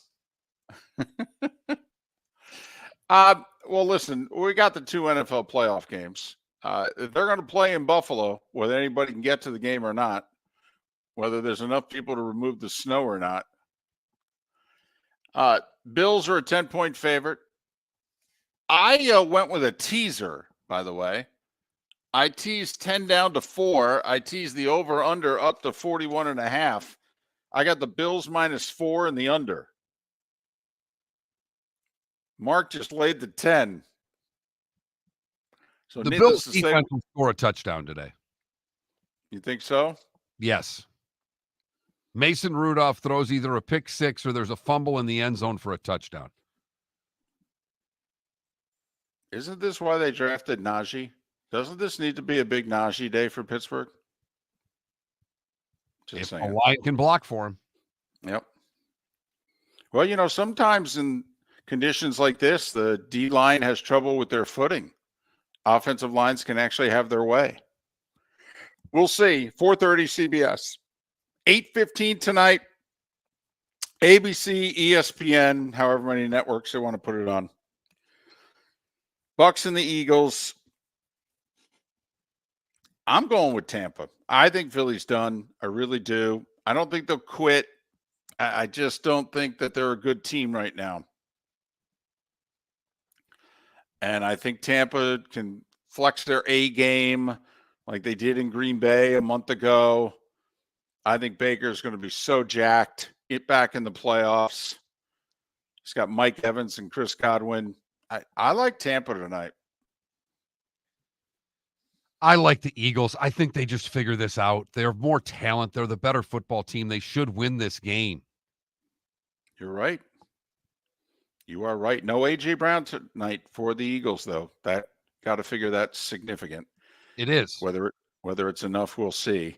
NBA, there's like 11 games. Both the Heat and the Magic, I believe, are playing. The Heat, it'll be the back-to-back. They were home for Charlotte yesterday. They're in Brooklyn today to face the Nets. And Brooklyn's a 2.5-point favorite, which is interesting because, well, Brooklyn's not playing well and Miami is. Orlando's also in New York. They're in the Garden to play the Knicks. Knicks a 6.5-point favorite. Panthers are hosting the Ducks at 1 o'clock today. Another full slate of NHL action. Bruins and Devils at 1 o'clock. That's a pretty good game as well. And not a big college basketball day. Only one ranked team in action, Marquette, who lost at home. They're ranked 11th. We'll see where they're ranked when the polls come out today. They're hosting Villanova. That one on Fox. By the way, did you see over the weekend there was a travel advisory in Iowa because they got hit by the blizzard? On Saturday and Sunday, don't travel, only an emergency. Yeah, the Iowa women hosted Indiana Saturday night on Fox. There was over 13,000 there. They literally, every single person there was violating the law. But it's Caitlin Clark. Right. He's People above said- the law in Iowa, David. There is no doubt. Yeah, well, I'll risk my life for Caitlin Clark. So She is a phenomenon. yes, she is. Yes, she is. By the way, Gus Johnson did that game. I would love to know when's the last time Gus Johnson did a women's basketball game before Saturday night. Do you think he ever had? Whew. Not for 25 years, at least. If he Who ever, knows? right. Yeah, if. But I'm guessing paying his dues, he did once upon a time. So there you have it. We're both taking Buffalo. Mark's got Philly. I got Tampa Bay. Well, David Sampson and Pat Kerwin tomorrow. And Trent. Mark Miller for Molly Maid. Why Molly Maid, you ask? Trust. Moulton was a customer for 15 years. Affordability. Didn't I just say Moulton was a customer for 15 years? Worry-free services. Our professional house cleaners are fully insured and